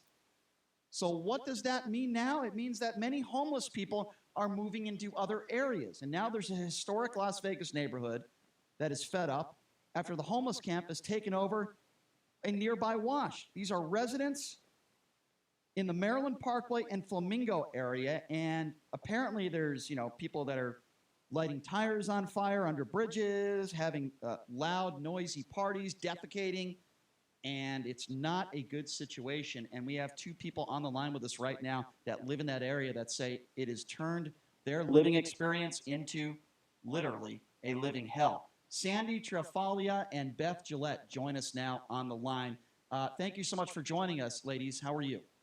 Great. Thank you. Thank you. Thank you for coming on with us. Let me start with Sandy, if I may. So tell me when this all started. I would imagine this started right after that new city ordinance went into effect. But tell me when this all started for you and what you've had to deal with. Okay, well, the first thing I want to let you know is that a lot of the issues that we have are cleaned up right now within our immediate neighborhood, but it's just a revolving door.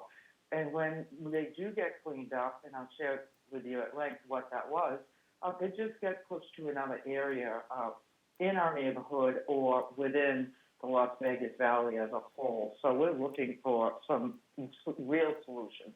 What I went through was I actually live on the Las Vegas National Golf Course, and the wash is next to me.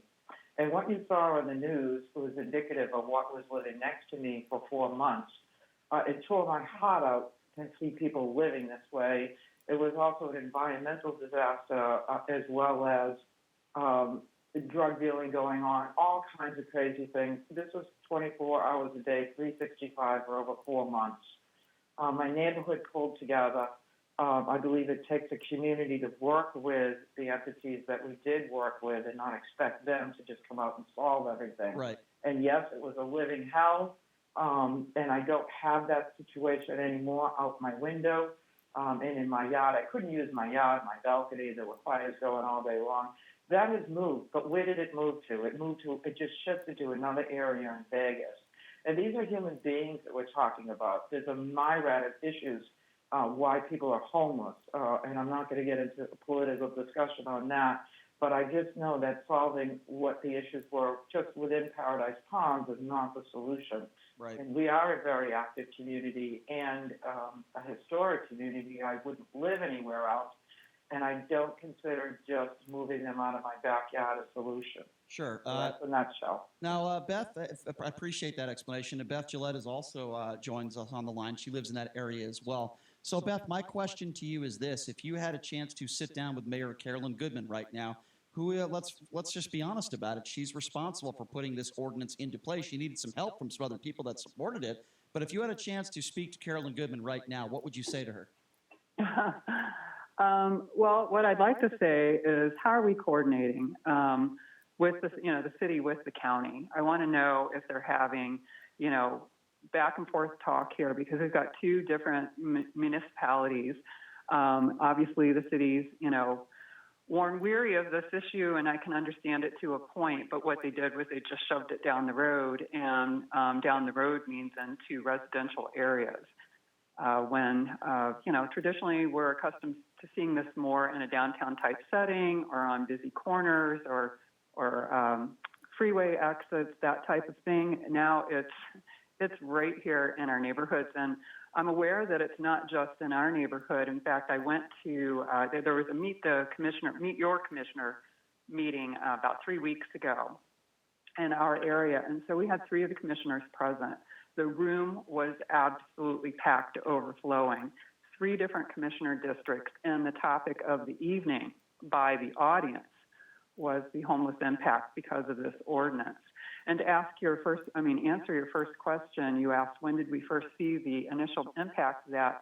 It was immediately after the ordinance hit the news, well before they started officially imposing it, which was after the first of the year. Back in November, we were, all of a sudden, I think we were really startled as to what we were seeing. Now, we live in an older historic neighborhood. We're accustomed to seeing, the usual homeless activity. We see many of the same characters. They have their locations that they work, and they've, overall been harmless. We haven't had issues. But this huge disruption, I think, caused problems even in the homeless community because people do have their little territories. And when others don't have places to go and they're all having to mix and they're frustrated, it just creates problems and it pushed it into our area. Beth, then I ask you too, because I would imagine you went through some of the similar stuff that Sandy has gone through. Listen, we've talked to business owners, some of whom have even come in studio, that have said that there are people urinating and defecating in front of their offices, that many of these homeless people have mental illness, but they don't want help. So can you talk to me a little bit about what you had to deal with when they were in your neighborhood? And what do you think, this might be a loaded question for both of you actually, but what do you think is the solution to help this problem, to get these people off the streets? That's a big question. Beth, could I just say one of the things that we did, just to solve our immediate problem, which did not help the homeless in any way, which is why I'm on the show today, because I have a concern about looking for solutions. We partnered as a community. I put together a petition. Over 70 people signed it. I went to the Metro Police and approached them, not in a way that clicking fingers at them, but saying, what can we do? How do we partner with you to deal with this situation? And they stepped right up to the plate. A lot of entities got involved. I'll let Beth speak to that, but we really worked in concert with the Metropolitan Police, with SIG, with the golf course, and with the community. It took us working together to get the immediate situation resolved next to my house so I could sleep. But that, again, the bigger picture. So, Beth, do you want to talk about some of the things we're doing to try to be involved? Yeah. So, you know, what drew me into this, I live in the same neighborhood, but in a different area than Sandy. It's a rather large neighborhood with about 1,000 homes. So I'm in a different area. We're having our visual impacts as well, but on a different part of the golf course. And so because the wash runs through this golf course, homeless people that live and camp out and maneuver through the wash itself, it just brought them right down through our area. And there was one new gentleman in the group. As I said, we inherited some new folks, and this was an aggressive individual.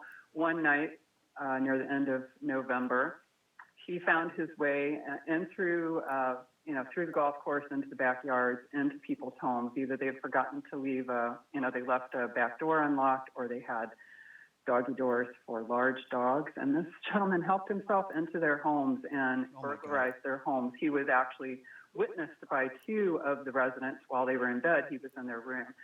So, that's pretty upsetting. Fortunately, nothing violent has happened. I'm not aware of any violence here, but that's extremely upsetting. We have a very tight neighborhood, a very socially active neighborhood, a very socially active Facebook page. So we're constantly communicating about these issues and what people are experiencing. The normal stuff that happens in every neighborhood here certainly happens here, but it definitely got worse. So I can't I imagine. just wanted to be a part of the solution. Yeah. I know Sandy and I think our group that has worked together, we're very empathetic people. We understand these are human beings living in traumatic circumstances. Some are responsible for their circumstances, many others are not. I can't imagine. And so it's very complicated. Yeah. No, I understand. And to have worked for the homeless, and then to have the third world, like the worst that you could think of, it living next to your forever home, I was put in a position of fighting them, which is not what I want to do. Well, of course and not. Where Yeah. can they go? Well, listen, So that's why this is so. It touches your soul. Well, let me just start by saying it's one thing, and it's bad enough when you have to deal with a number of homeless people around your residence. That's bad enough as it is. And look, I understand these are human beings. Many of them have mental illness. There are a lot of reasons why they are homeless, and it is not an easy subject, an easy fix. But that's one thing, and that's bad enough. That escalates to a whole new level. When you see people on roofs of your neighbors' homes, when you see people breaking in to homes, this isn't just an eyesore anymore, okay, like it was for the most part downtown. And of course, when people are defecating at your businesses, I mean, it's affecting people. It's horrible. But now we're talking about some serious situations where we're talking about safety issues. Do you know the woman, one of your neighbors, my understanding, where you had one of these homeless people on one of their roofs? Can you tell us about this? We are aware of that. We've also been aware of, we even have a person in our neighborhood who volunteers with the homeless, and he woke up with one of the new local homeless in his bedroom in the middle of the night. Oh, my God. Our neighborhood is some folks are arming themselves because, it's happening all over the valley. So where do you think these people went? I mean, now that you said that they've moved... They went right back up. I'll tell you where they went. A lot of them went back up to the wash behind the Target and the wash by Maryland Parkway. So this is like desert, you're talking about like, and correct me if I'm wrong, Desert Inn in Maryland area? Is that what you're talking about? No. Flamingo in Maryland. Yeah, Okay. Flamingo. The Flamingo wash, I was surprised when I finally looked how close Maryland Parkway with a Flamingo Wash is to where I am. But Sandy and Beth, here's the thing now. Now you're not being terrorized, but now another community is being terrorized. So the problem, exactly, Yeah. and that's what I realized when I went to that Meet Your Commissioner meeting. It was prevalent in 3 of the districts represented. So even though we're primarily focused on the Flamingo Wash that runs through our neighborhood and our area, it woke me up to realize this is far more prevalent than what we realize. listen, and what we're doing is just shuffling. Yeah. I've gone to the first Tuesday monthly meetings that Metro holds for the neighborhood, and I've talked to the Metro officers assigned to this area. And, they understand the ordinance. If you've read, how it's been reported in the paper, mostly Metro is not arresting people, thankfully, because it's no solution. Right. And it only actually, I think, in my opinion, makes everything worse because $1,000 fine for people that can't afford to live as it is just keeps them in a downward spiral. So here's where I'm confused, Sandy and Beth, and I'm sure you're confused about this as well. You can help me out on this maybe, but listen, I'm friends with Oscar Goodman. I've known Oscar Goodman for almost 20 years. I actually like the guy. I think he's a good guy. But Carolyn Goodman, she's a nice lady, okay? She's been on this show before. Here's the part I don't understand. They had to have known, at least I hope, that if they put this ordinance into place, yes, while this will probably help some businesses downtown, these people are just going to be moving elsewhere, and they don't have a solution to what to do with these people. I don't understand. They basically just moved everything into. We are in unincorporated Park County, and I feel like a stepchild because it was just the next dumping ground. Right.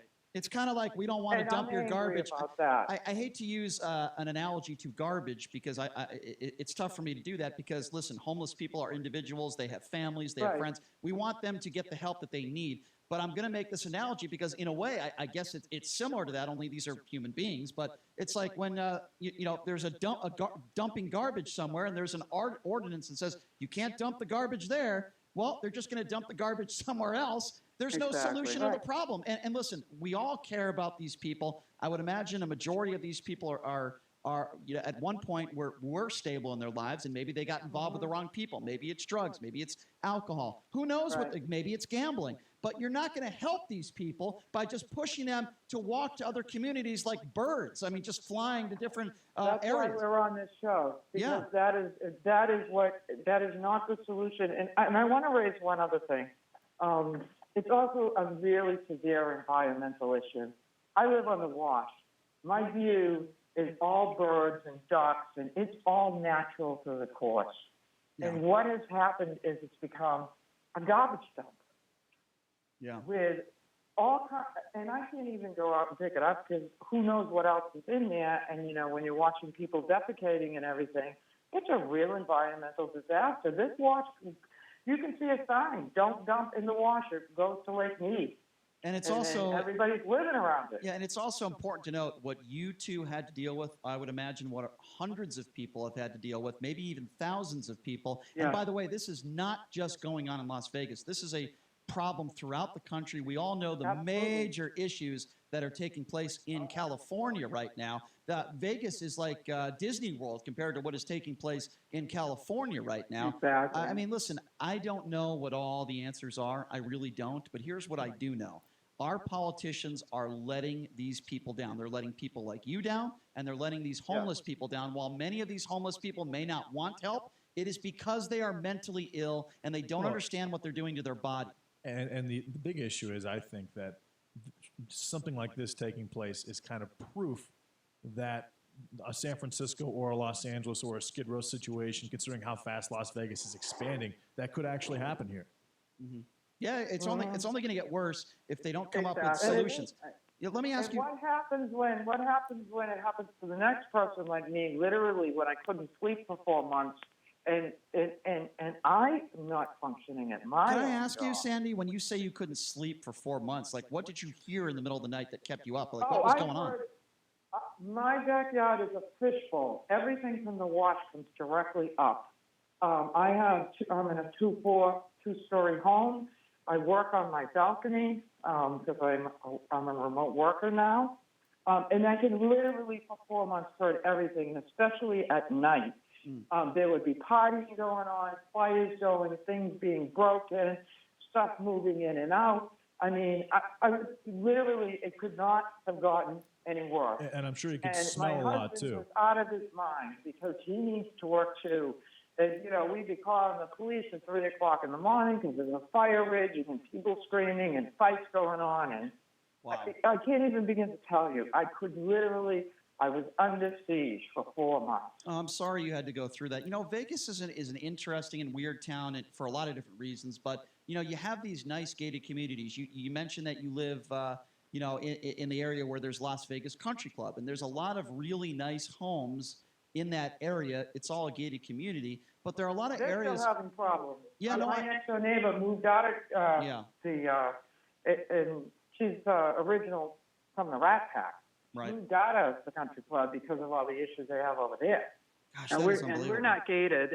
We're the original master plan community in the entire country, but it was never gated. This is well before HOAs or anything like that. So this is just a regular open community. It just happens to be on the first, original golf course in Las Vegas. So we're a normal neighborhood. But what's different about us and why we've been able to organize the way we do is there is a great deal of enthusiasm about this being a historic neighborhood, and we've got a very active Facebook page. So we're able to communicate about the issues and create awareness easier than most other neighborhoods would be able to do, or most other communities. And so in that way, we've been able to organize and reach out to our representatives.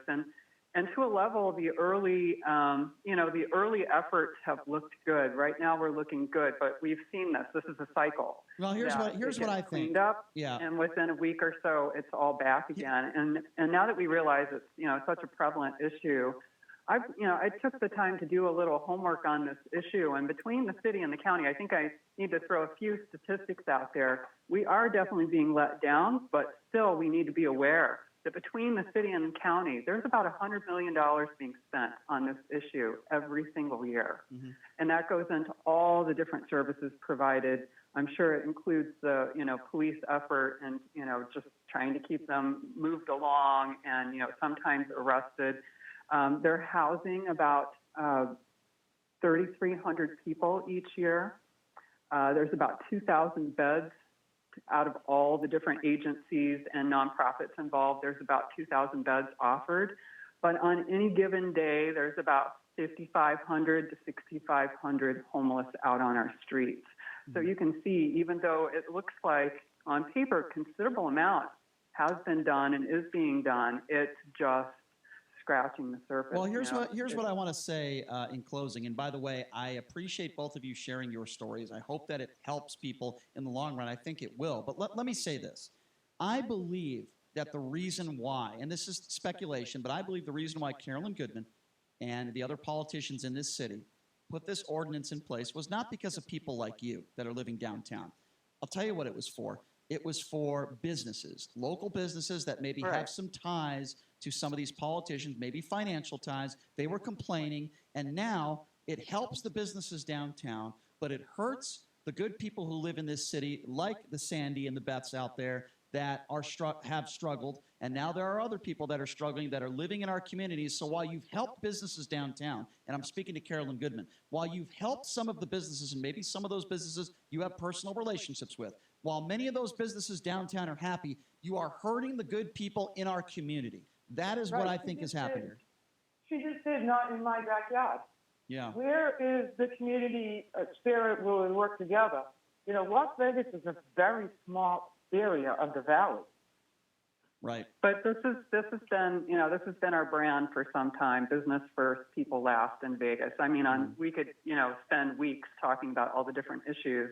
Sure. But that scenario, how it's impacted this valley and quality of life. Well, let me say this, Sandy and Beth, I'm sorry you had to go through what you went through. I appreciate the fact that you've shared your story with us. We are going to continue to be on this story. We will continue to monitor it, and we'll do anything we can to help the good people of Las Vegas, including those that are homeless in this city. I'm not sure what we can do at this point, but at least we're spreading the word and getting your stories out there. Sandy and Beth, thank you so much for your time. We appreciate it, and we'll gladly have you on again sometime down the road when you need to spread the word, okay?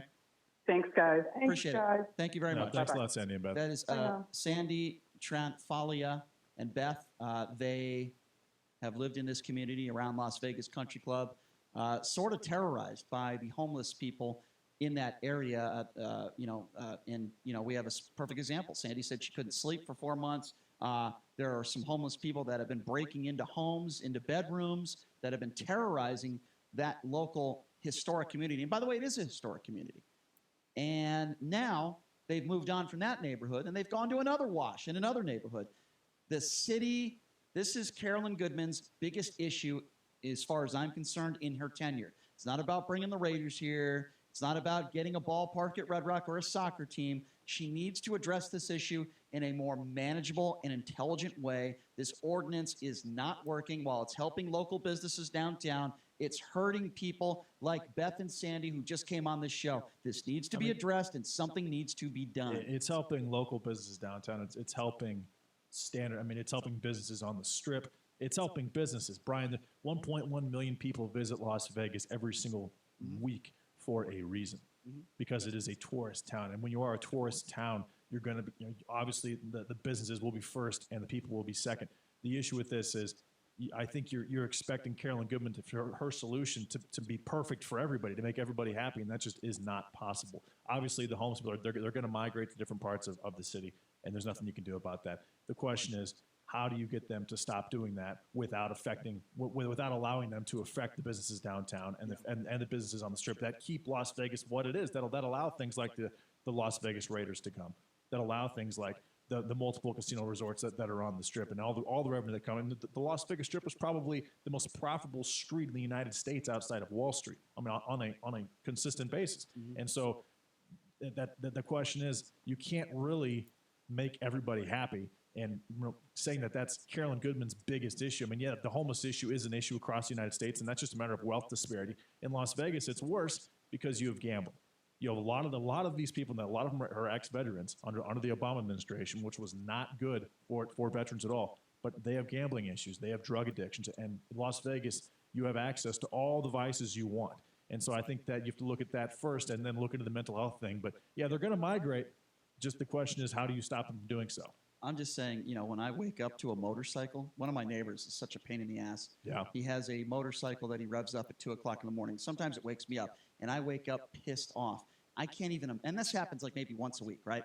I can't even imagine what it is like to have hundreds of homeless people making noise, shooting up drugs, who knows what else they're doing. And I mean, imagine, right in my backyard. Imagine the smells, too, not just the sounds, but I'm sure the smells I'm are used to that in my apartment. awful. So I'm used to that in my apartment. But anyway, that's another story for another show. All right, so we're going to take a break, and when we come back, JD, we're going to talk about the Kobe Memorial last night. Yesterday, I should say. It happened during our show. We're going to react to Vanessa, and also Vanessa Bryant is suing the helicopter company that caused this crash. We'll get to that coming up next. You are listening to the Vegas Take. There's an app to save on flights, an app to rent a bike, and an app to help you save for driving safely. The Allstate app gives you real-time driving feedback with DriveWise, giving you the power to lower your insurance cost. In fact, safe drivers can save 40% or more. Connect and save with DriveWise. You're in good hands.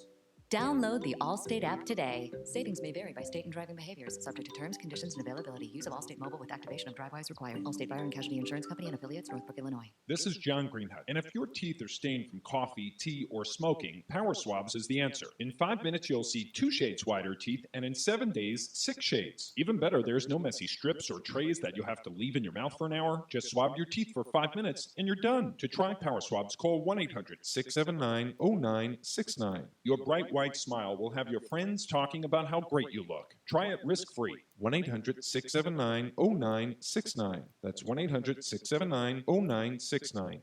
Your home for Sean Hannity, KDWN Las Vegas, KKLZ HD2 Las Vegas, a Beasley Media Group station. Is the nation ready?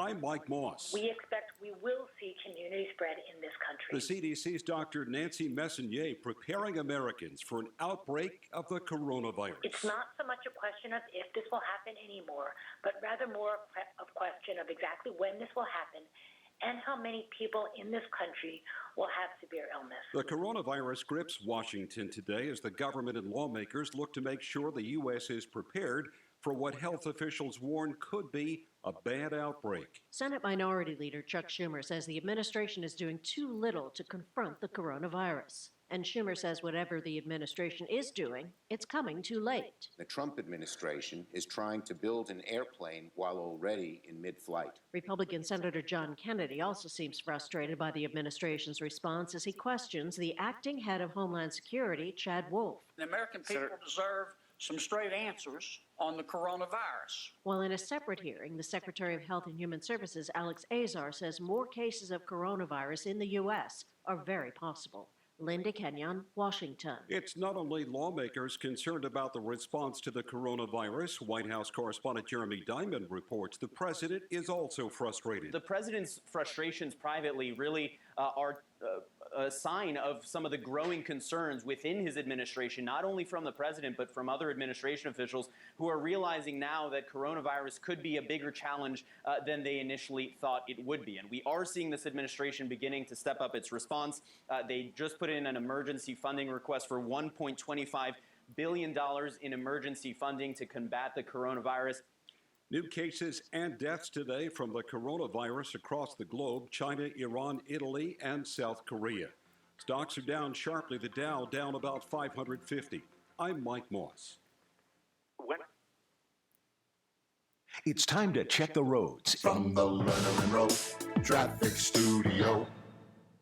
This report sponsored by Indeed.com. Highway units with the crash on the Southern Beltway eastbound at Stephanie at the off-ramp. Vehicles off to the right stay left to get around.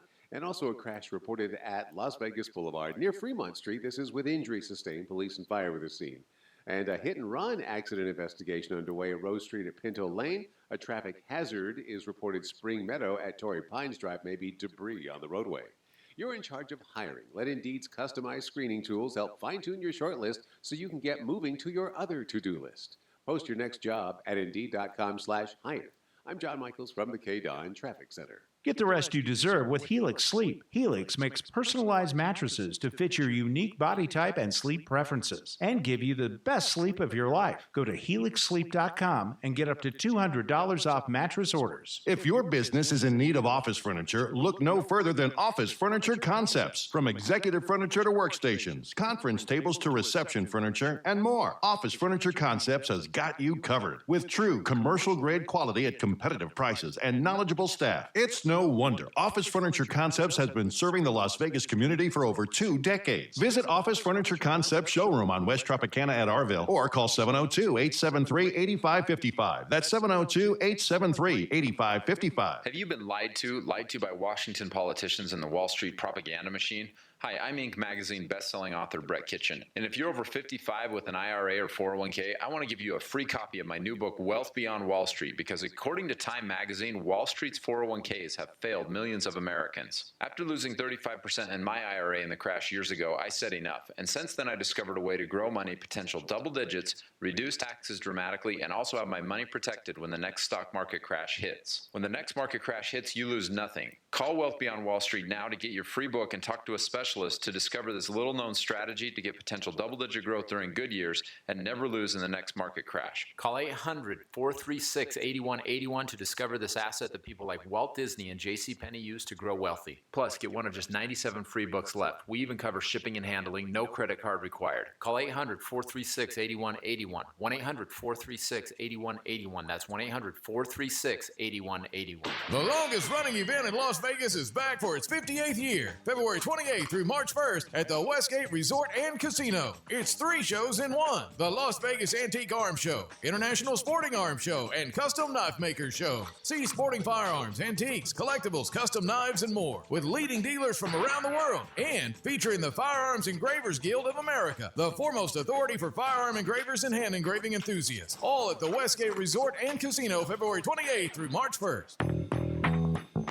Mark Levin, weekdays 3 p.m. to 6 p.m. Now back to the Vegas Take on 101.5 FM, 720 AM, KDON. The opinions of the hosts on KDWN are their own and do not necessarily reflect the views of this station, its management, or Beasley Media Group. Right now, the day's biggest news stories from a Vegas perspective. This is the Vegas Take with Sharp and Shapiro.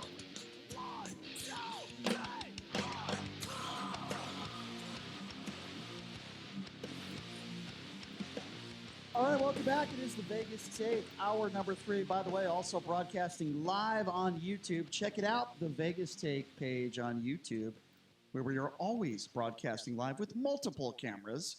So check us out. And, of course, right here on KDWN. So as we were on the air yesterday, the Kobe Bryant Memorial at Staples Center was going on.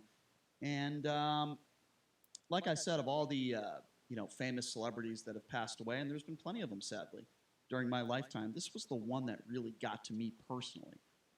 Not just because I'm a big basketball guy, not because I was ever a Lakers fan. I grew up a Celtics fan.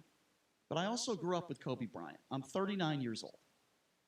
Kobe Bryant entered the league around the same time, close to the same time, when I was in high school. I grew up watching his career, and I always had the utmost respect for him. But the circumstances of this crash were just absolutely horrific, including the 8 others that lost their lives, a few of them kids, including Kobe Bryant's 13-year-old daughter, GiGi, who had aspirations and dreams of playing for the UConn Huskies and being the best WNBA player in the world. And the time that I had, I watched this really celebration of Kobe's life and his daughter, GiGi. And the time I really got teared up, and the time I had yesterday in watching this where I was really struggling, because it was tough. Hearing from the mother, hearing from Vanessa Bryant. Now, we've seen some of her comments on social media, but we haven't really heard her speak publicly yet. And now this was in front of the world yesterday. And the part that I had a real tough time was when she was talking about her daughter and saying, I'll never watch my daughter GiGi walk down the aisle and get married. I'll never watch my daughter have kids of her own. I'll never be able to be a grandmother to GiGi's children. That was the part that really hit home to me, and I thought was, well, not I thought, it was very emotional. So I want to play you a few audio clips from Vanessa. So this is, and this is also difficult. This is Vanessa talking about what Kobe Bryant was like as a dad. He was my everything. Kobe was the MVP of girl dads, or MVD. He never left the toilet seat up. He always told the girls how beautiful and smart they are. He taught them how to be brave and how to keep pushing forward when things get tough. And that was really cool to hear that. And by the way, not a surprise. We all know the great dad that Kobe was. And then it got really emotional when she talked about how they're still the best team. Have a listen to this. God knew they couldn't be on this earth without each other. He had to bring them home to heaven together. Babe, you take care of our GiGi. And I got Nani, Bibi, and Coco. We're still the best team. And in a way, sadly, she's right. They couldn't be without each other. Daddy's little girl, GiGi. And I thought about that, and she makes some sense there. They were what a bond that father-daughter relationship was. So Michael Jordan took the stage. I've never been a big Michael Jordan fan personally. Obviously, he's going to go down as the best basketball player of all time. We don't see a lot of emotion from Michael Jordan these days, especially him sobbing or crying. We don't see a lot from Michael Jordan. So I'll get into the stuff that bothered me in a little bit. And some of the stuff that Jordan said and some of the stuff that Shaquille O'Neal said, I do have a problem with. I'll get to that in a little bit.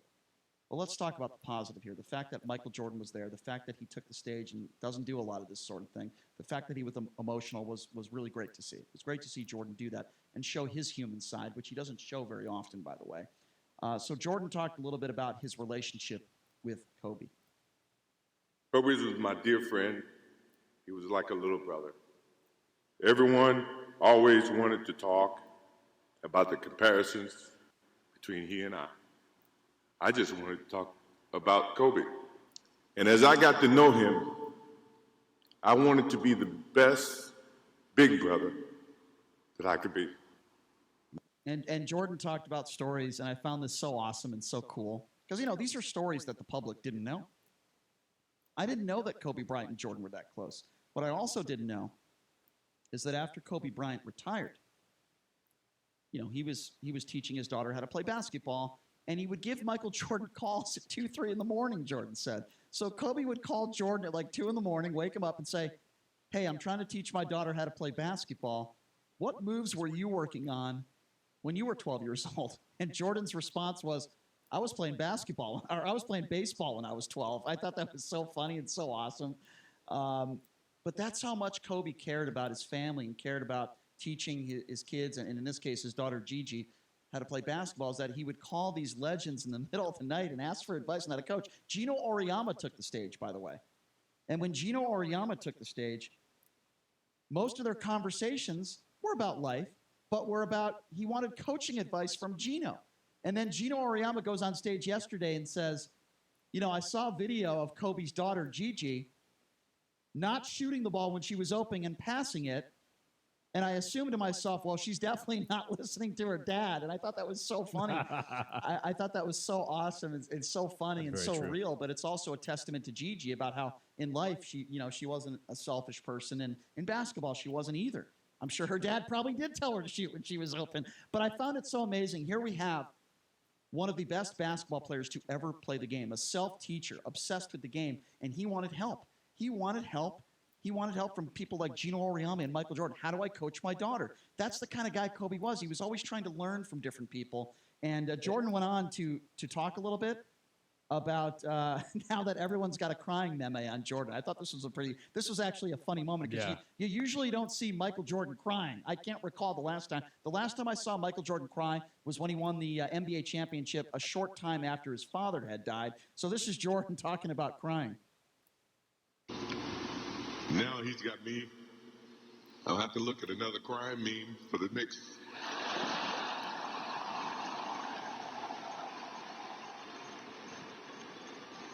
I told my wife I wasn't going to do this because I didn't want to see that for the next 3 or 4 years. That is what Kobe Bryant does to me. I'm pretty sure Vanessa and his friends all can say the same thing. He knows how to get to you in a way that affects you personally, even though if he's being a pain in the ass. But you ever have a sense of love for him and the way that he can bring out the best in you. That was pretty cool to see. Certainly, you saw the best in Michael Jordan there in talking about Kobe, and I appreciated that. It was nice to see Michael Jordan and his emotions. Shaquille O'Neal didn't speak to Kobe Bryant in 3 years.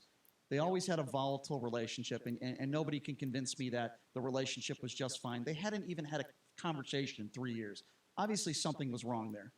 So Shaq was there, and rightfully so he should have been. And he talked a little about his relationship with Kobe Bryant, which I thought was touching. Have a listen to this. As many of you know, Kobe and I had a very complex relationship throughout the years. But not unlike another leadership duo, John Lennon and Paul McCartney, whose creative rivalry led to some of the greatest music of all time. Kobe and I pushed one another to play some of the greatest basketball of all time, and I am proud that no other team has accomplished what the three-peat Lakers have done since Shaq and the Kobe Lakers did it.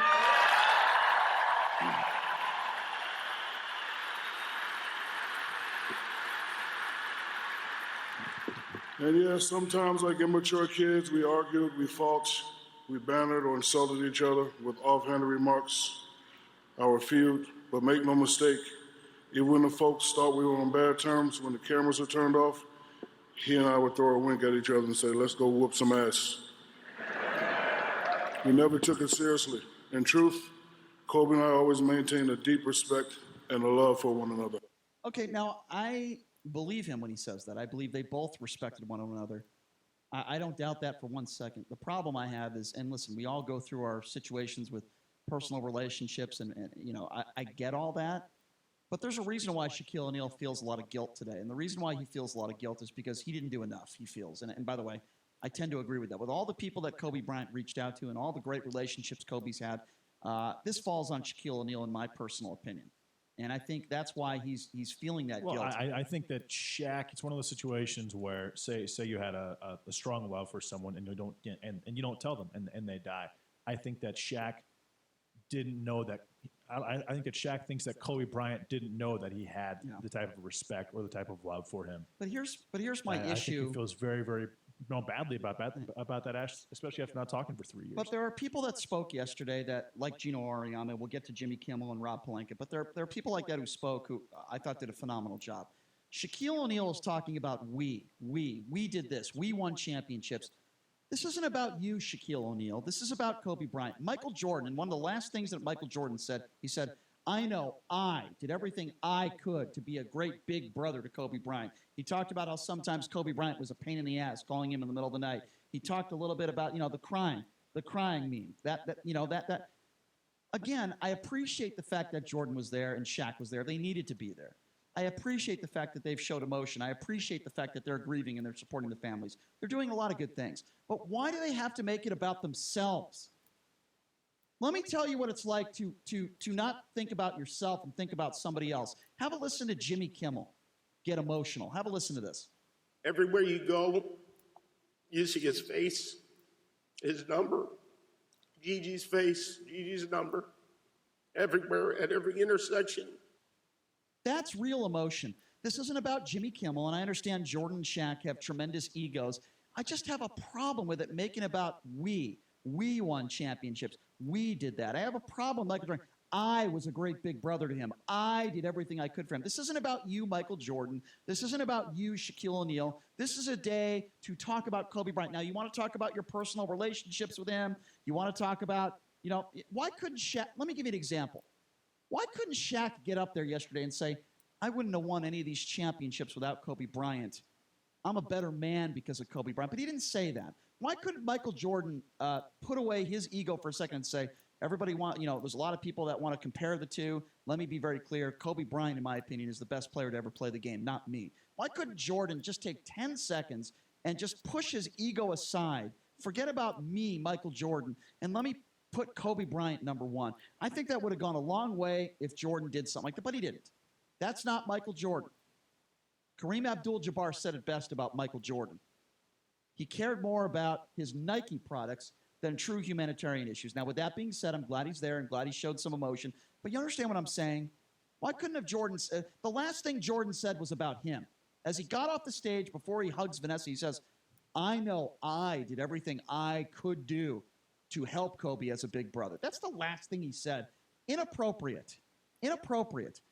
As Gino Auriemma got off the stage, Brian, you got to keep in mind these are some of the guys with the biggest egos on the planet. I mean, Michael Jordan literally was known for telling people how great he was in the middle of games. I mean, he was a master trash talker. He's considered the best player of all time. Kobe Bryant literally was compared to Michael Jordan. This is not the moment to show your ego. Let me give you an example of what I mean. I'm not suggesting that it's the moment to show his ego. I get it, but I'm not surprised. You can't be surprised that Michael Jordan, of all people, has a giant ego and expressed it on this particular platform. I'm not saying I was surprised. I'm just saying it was wrong. Let me give you an example, JD. I grew up in Connecticut, as you know. Gino Auriemma is loved in that state. He is the longtime UConn women's college basketball coach, probably go down, best female basketball coach of all time. He has a tremendous ego. I remember when I was in Connecticut and Jim Calhoun was coaching there, the men's team, him and Gino collided personalities. They were not friends. But Gino Auriemma took the stage yesterday, and I actually thought he had the best speech because he got up there and he said, I'm not here to talk about basketball. He said, Vanessa invited me up to speak. I'm not here to talk about basketball. I'm here to talk about the father that was Kobe Bryant. And he gave this story before he left the stage. And this was one of the best stories describing in Kobe Bryant. He said, Kobe Bryant took his daughter, JD, to a UConn women's basketball game. And they went in the locker room after the game. And it was Gigi's dream to be, at one point, a UConn Husky. So people were taking pictures in the locker room, and Kobe said he didn't want his picture taken, and he stepped 10 feet back, and he stood in the corner of the locker room because he didn't want to be seen, and he didn't want Gigi to be known as Kobe Bryant's daughter. He let his daughter, in the moment, meet the players, meet Gino Auriemma, and she was having the time of her life. And Gino said that was not Kobe Bryant, the basketball player. That was Kobe Bryant, the father. And that was a great story because it resonated, I think, with a lot of people saying, wow, that was the kind of person Kobe Bryant was. He didn't want the limelight. He didn't want to be seen there. He didn't want the pictures. He didn't want everyone saying, wow, Kobe, the great dad, bringing his daughter to a UConn women's game. He stood in the corner. He didn't want his pictures taken because it was about his daughter. He wanted his daughter to enjoy the moment, not as Kobe Bryant's daughter, but as Gigi, her dream to be a UConn Husky basketball player. Those are the kind of stories that you wanted to hear. I didn't want to hear Michael Jordan saying what a great big brother he was to Kobe. I didn't want to hear Shaquille O'Neal talking about we won championships. It wasn't about Shaq and it wasn't about Jordan. It was about Kobe Bryant, not just the basketball player, about the father. And I thought Gino Auriemma did a fantastic job. And I thought another poignant moment yesterday was Rob Pelinka. If you don't know who Rob Pelinka is, he is the general manager of the Lakers. And Pelinka and Kobe always had a great relationship. And Pelinka described briefly his last memory of Kobe Bryant. Have a listen to this. Kobe had been texting me from the helicopter. The girl in that text chain that he was wanting to help so badly was Lexi Altobelli, the surviving daughter of Coach John Altobelli, who was also on the helicopters. Kobe's last human act was heroic. He wanted to use his platform to bless and shape a young girl's future. Hasn't Kobe done that for all of us? Yeah, he really has. And also important to note that, Kobe was in church with his daughter an hour before he lost his life. Since he had retired, and by the way, he did a lot of these great things when he was playing as well, but since he retired, all the people that he touched with the Mamba Academy, it's endless. It's endless with all the lives he touched. And I loved Jimmy Kimmel's emotion. And I have no doubt that Michael Jordan's emotion was genuine. I just didn't like it when, the last thing you say when you get off the stage, you make it about yourself. Shaq saying, we won championships. Michael Jordan saying, I did everything I could to help him as a big brother. No, the real emotion was Gino Auriemma, was Vanessa Bryant, Jimmy Kimmel, Rob Pelinka. Those are the speeches yesterday that I will remember. 702-257-5396 is the number to call again if you want to be a part of the conversation, your thoughts on the ceremony yesterday. A final goodbye, a final send-off to Kobe Bryant, his daughter Gigi. And by the way, it is also important to note that Kobe Bryant's widow has now sued the owner and operator of the helicopter crash in that the helicopter company, a wrongful death lawsuit suing the pilot and the company, which I think is rightfully so. And I have no doubt that she is going to do the right thing. She's going to win. And how much money she makes, donate it to those families that are in need of help. I think that is the right thing to do, and I have no doubt that Vanessa Bryant will do that. The one thing she's not hurting for, it's for money. It's not going to bring Kobe and her 13-year-old daughter back, but she is set for life, and so is her family. I'm sure she is doing this to hold them accountable and hopefully donate that money, maybe put it in the Mamba Academy, whatever the case may be. You know that Vanessa's going to do the right thing. You know she is. 702-257-5396. We have a friend of the show that is on the line. He was just in studio yesterday. Chris Wynn wanted to chime in on this conversation. Chris, what's going on? What's up, Chris? Gentlemen, good to talk to you on a Tuesday. What's going on? Not much. Right, so, Brian, I got a bone to pick with you here. Now, you just went on a rant basically hammering Shaq and hammering Jordan for comments that they made during the tribute yesterday. And, JD, this is a textbook example of Mr. Shapiro wanting word for word them to completely say what he has in mind here. Right, Brian, which is very, very standard. It wasn't very in any typical. way. Brian, when I was listening to those comments by both those guys, I didn't get any impression that their main focus was on themselves. They're basically telling their perspective of memories and thoughts on Kobe Bryant from their viewpoint. It's not about, trying to focus on themselves. They're just basically telling stories. Okay, so let me respond to that. It wasn't anything negative. You turned it. Let me respond to that. The last 5 minutes, you just blasted the two. Well, let me respond to that. First of all, I completely disagree with you. Let me respond to that. First of all, Michael Jordan, the history of his lifetime, has been a very selfish individual. Many former NBA players, including Kareem Abdul-Jabbar, have blasted him for caring more about his Nike products than humanitarian issues. Michael Jordan has a history of being extremely selfish. Now, with that being said, I was happy, as I said before, that he showed emotion yesterday, but he talked about his crying meme. He talked a little bit about how Kobe was annoying and calling him in the middle of the night. Even if that's true, and maybe some people find that funny, I didn't think it was appropriate. And then the last thing he says as he gets off the stage, and many people who spoke yesterday, their last comments were, my thoughts and prayers are you, Vanessa, with you and your family. I'll miss you, Kobe. You're in heaven. Those sorts of comments. What is the last thing that Jordan says as he gets off the stage after talking about his crying meme, thinking about himself? He says, I did everything I could to help Kobe. I was a great big brother. That's selfish, Chris, and you can't deny that.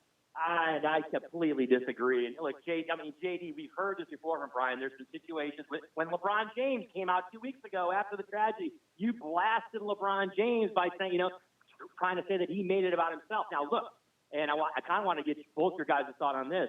Your thoughts on LeBron James being a no-show. Well, it's going to be tough. Or being basically It's going to be. It's going to be tough for you to get JD's opinion because I think he's taking a crap right now. So he just left the studio. But but why did LeBron? You always you basically you guys did a whole segment and talked about how you felt about Shaquille O'Neal's comments and look, you pinpointed obviously the issues they had in the past.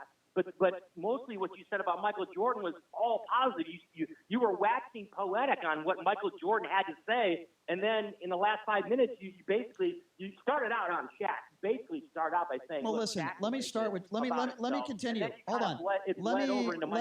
Let me continue with Shaquille O'Neal and just say that I don't want to hear from Shaquille O'Neal when it comes to Kobe Bryant anymore. The guy didn't pick up the phone and call him in 3 years. Now, I'm not going to say that was all on him. I'm sure part of that was Kobe, but anybody who's been close to Kobe says he'll always pick up the phone and talk to you, even if you're a complete stranger. I have to believe that Shaquille O'Neal, and that's why he's feeling guilty right now. So I don't want to hear from Shaquille O'Neal about how they won championships. It is inappropriate. That was not the right time to do it. He spoke for 4 minutes.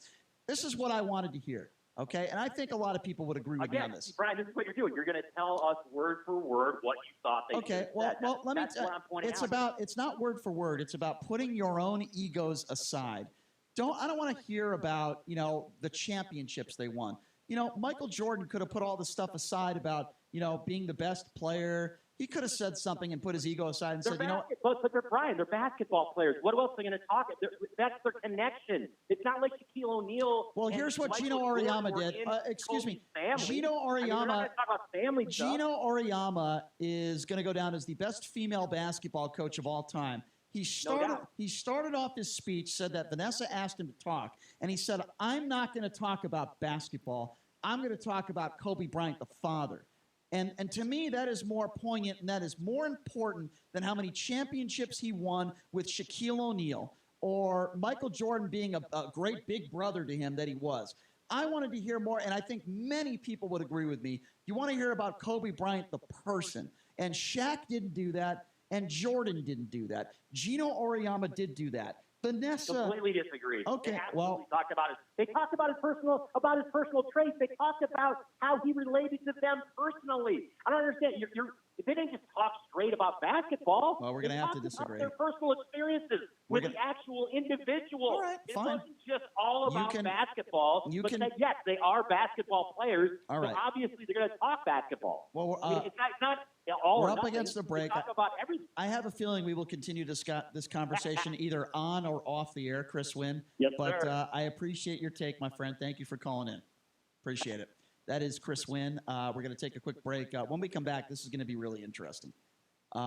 His name is Bob Bartoni.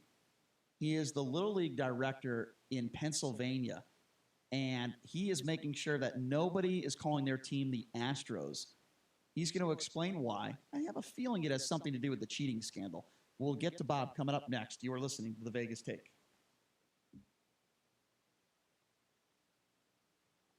Restrictions may apply. Plans and costs for coverage may vary. Call Protect My Car for details. In these hard economic times, you got to do whatever you can to save money.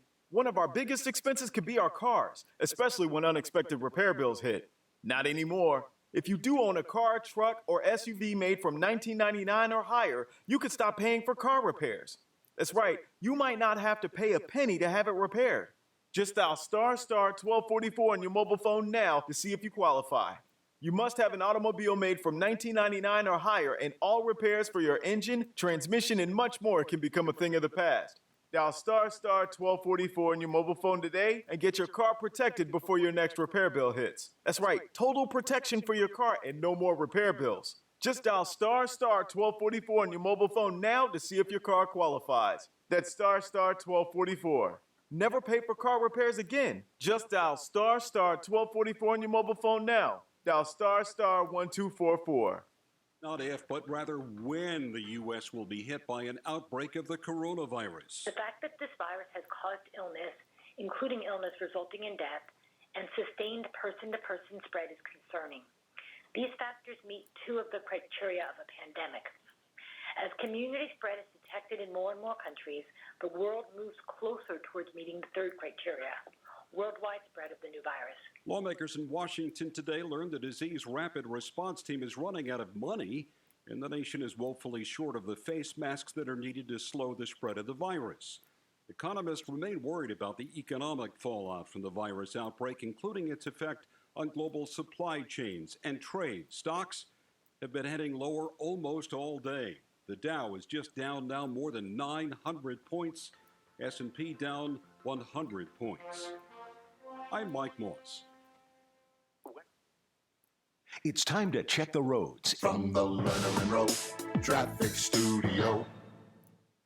This report sponsored by your Southern Nevada Chevy dealer. Watch for slowing for the crash on the Southern Beltway eastbound at Rainbow at the on-ramp.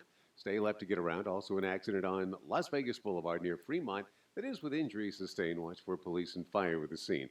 And a traffic hazard reported Spring Meadow Drive at Torrey Pines. Maybe debris on the roadway. Celebrate President's Day at your Southern Nevada Chevy dealers and choose from great cashback or lease offers or even low APR financing.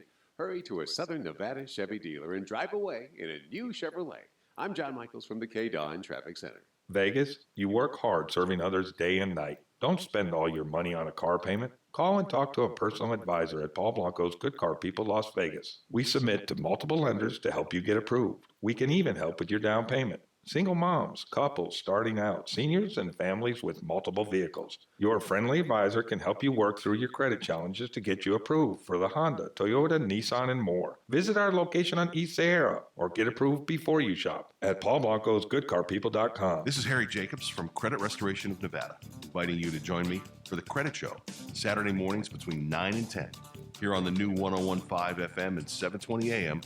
Travis Scribner, managing partner of Westpac Wealth Partners, interviews some of the most successful business owners for insight into what makes both them and their business run. Tune in every Saturday morning at 8 a.m. on 101.5 FM, 720 AM KDON, or podcasts on iTunes. Looking for a new job? Meet face-to-face with dozens of great companies at the LasVegasJobs.com Job Fair, Thursday, February 27th at the Texas Station from 11 a.m. to 2 p.m. This is your opportunity to meet with some of the best employers in the Valley, offering hundreds of real jobs. Be sure to dress for success, bring lots of resumes, and be ready to apply for your new job. You can go to LasVegasJobs.com now to print your VIP pass. Find your new job Thursday, February 27th at the Texas Station from 11 a.m. to 2 p.m. For more info, go to LasVegasJobs.com. That's LasVegasJobs.com.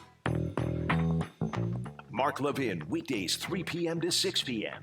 Now back to the Vegas Take on 101.5 FM, 720 AM. KDON.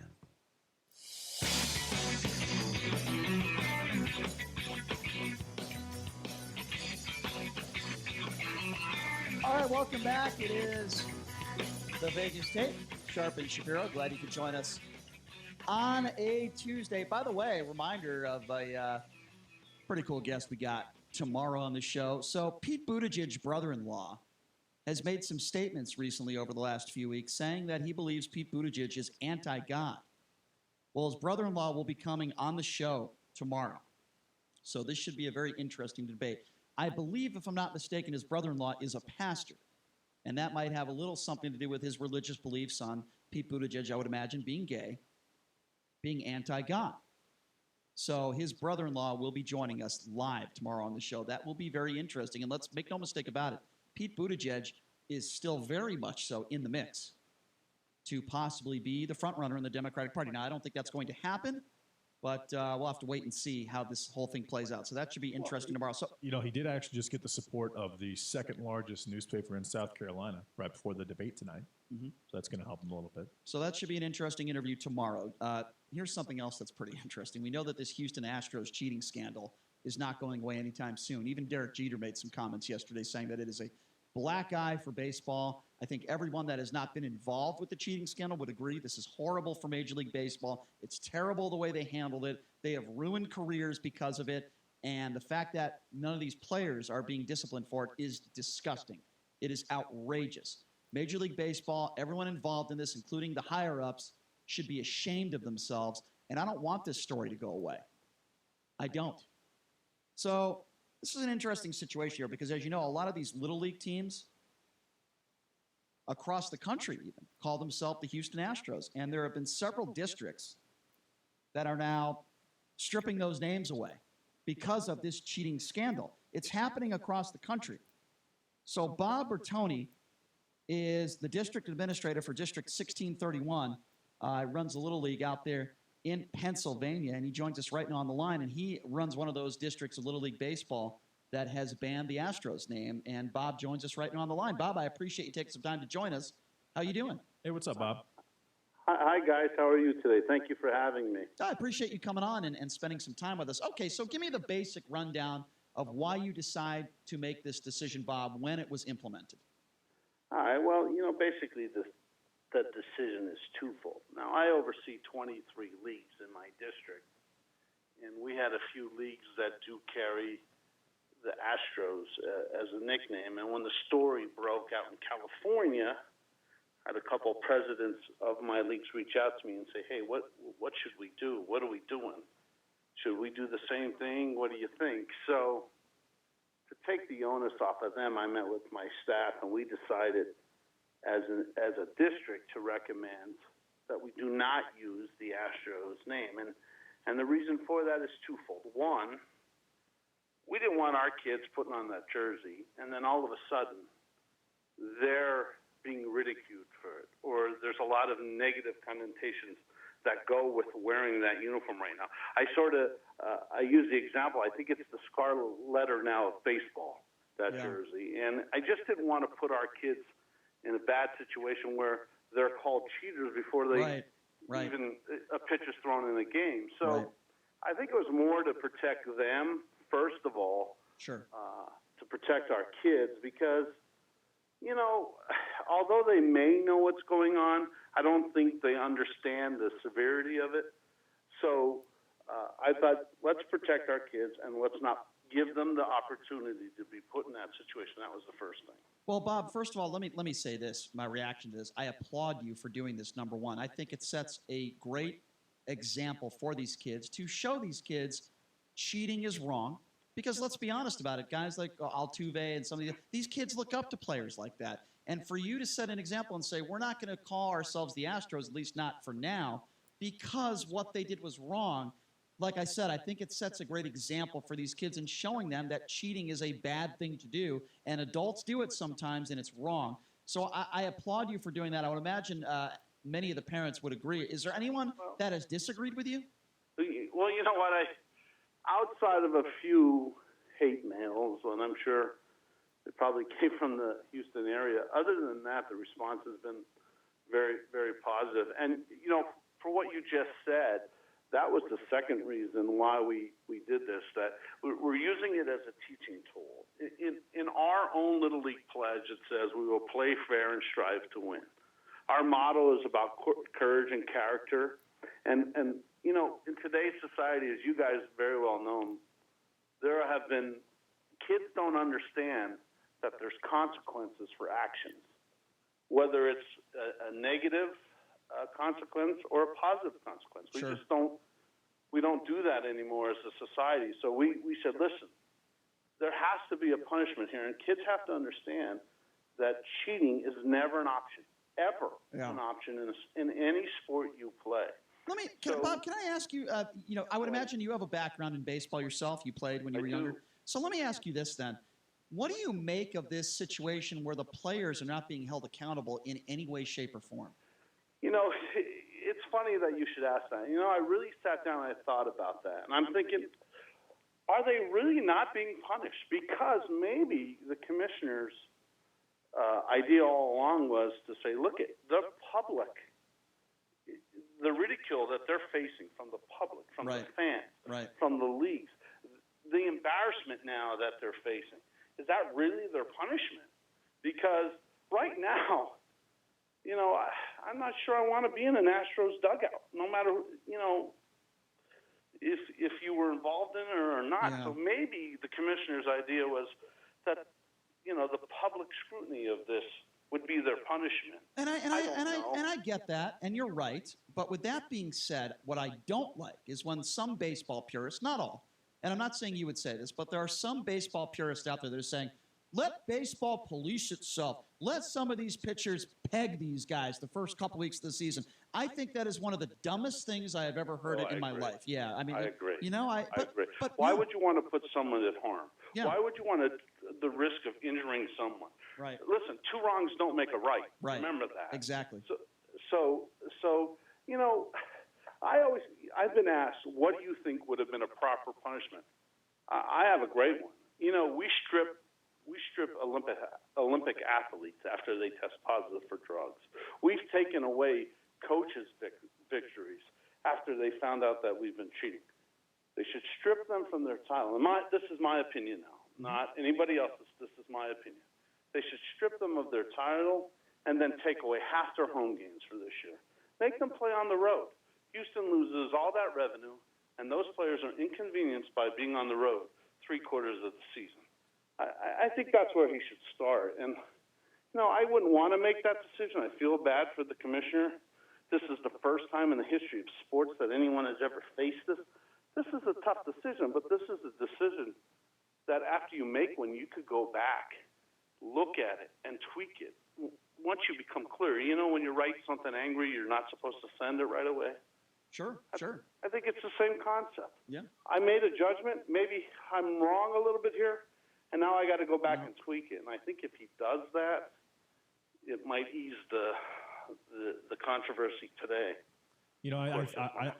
I think that the way that Jim Crane, when he was asked about the scandal, where he basically just said, we had a good team, we were going to win the World Series no matter what. The way that he was so laissez-faire in answering that question, I think he should be forced to sell the team at the 2016 valuation.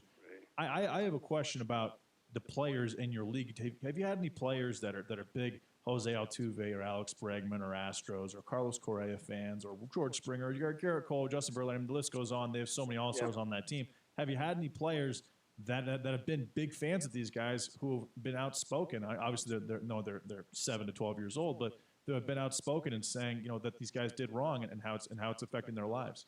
Well, I think the most popular award right now is they're all disappointed. Yeah. They're disappointed. You made a very good point, JD. The lack of remorse, not just by the ownership, but by the players as well, to say that it didn't have any effect. Yeah. I mean, listen, I've been in this game a long time, and if I knew you're throwing a changeup, I'm going to hit it a lot better than if I didn't know it was coming. Exactly.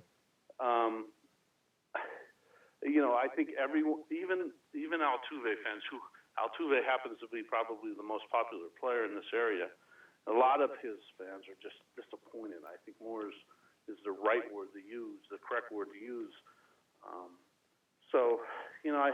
We're not into the heart of the season yet. We're just in the beginning phases, and that's why we did it now, because teams, will be ordering uniforms and stuff like that.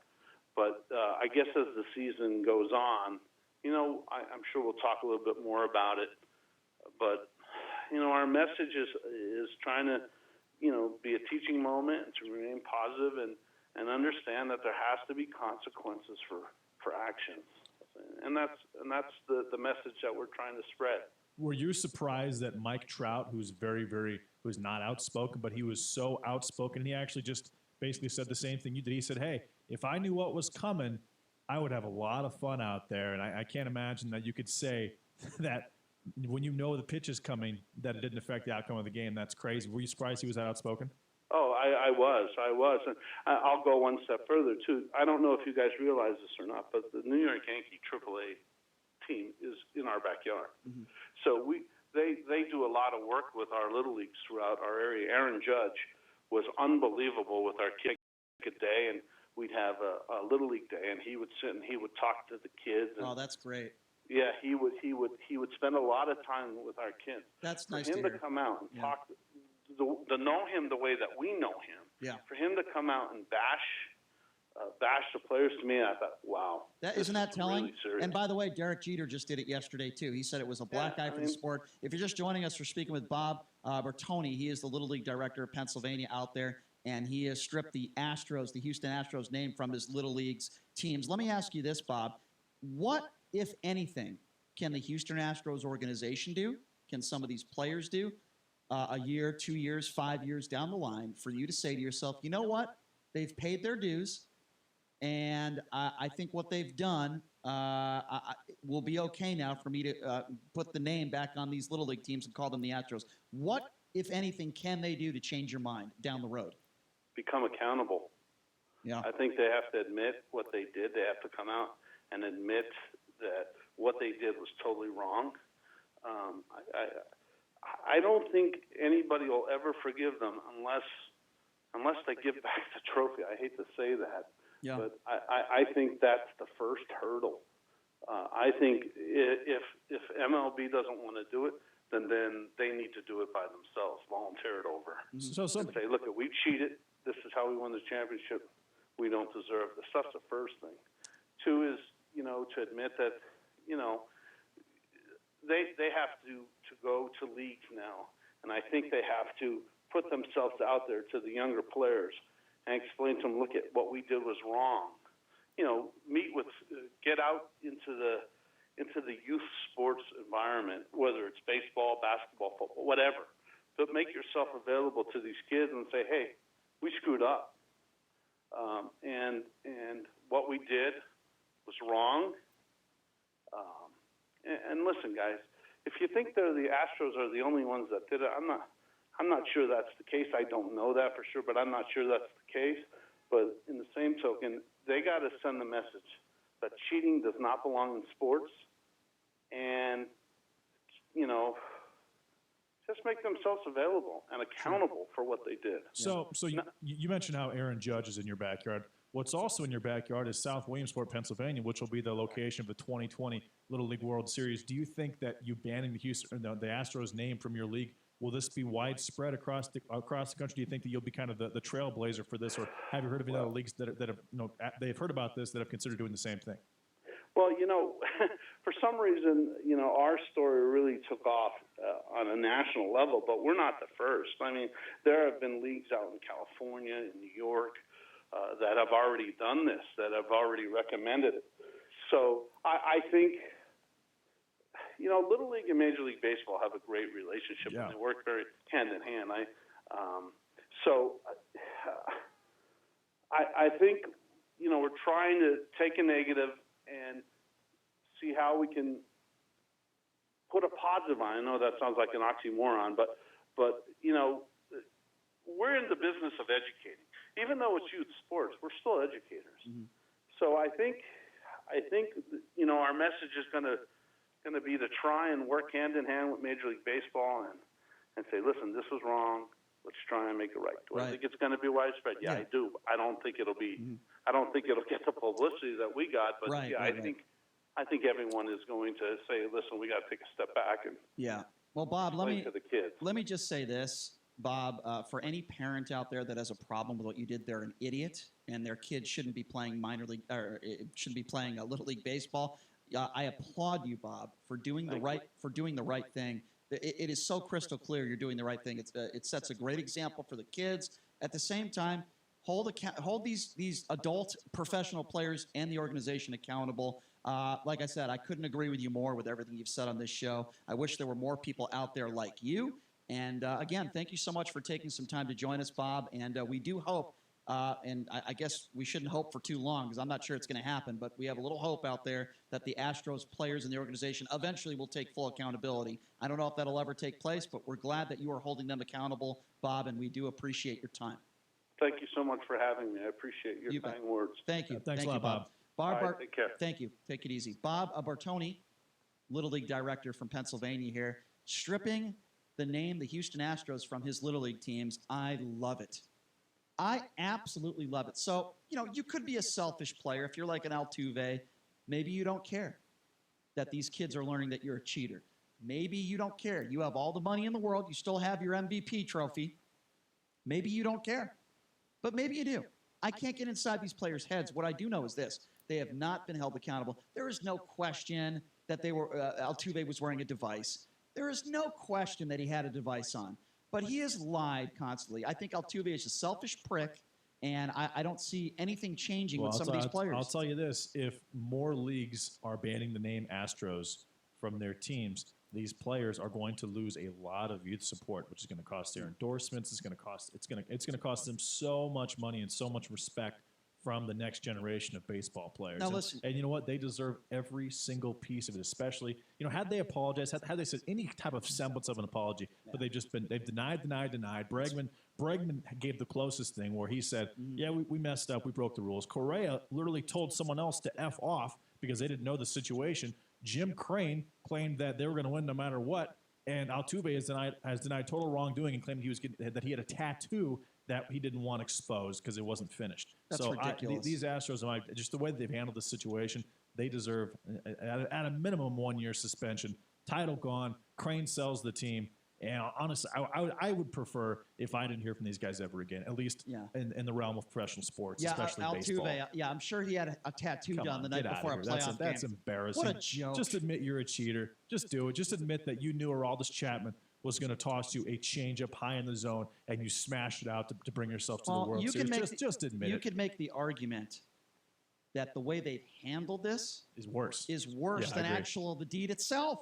I mean, that's how bad it is right now. But that also shows you how bad the deed itself was, how calculated they were, and they think they're not going to get caught.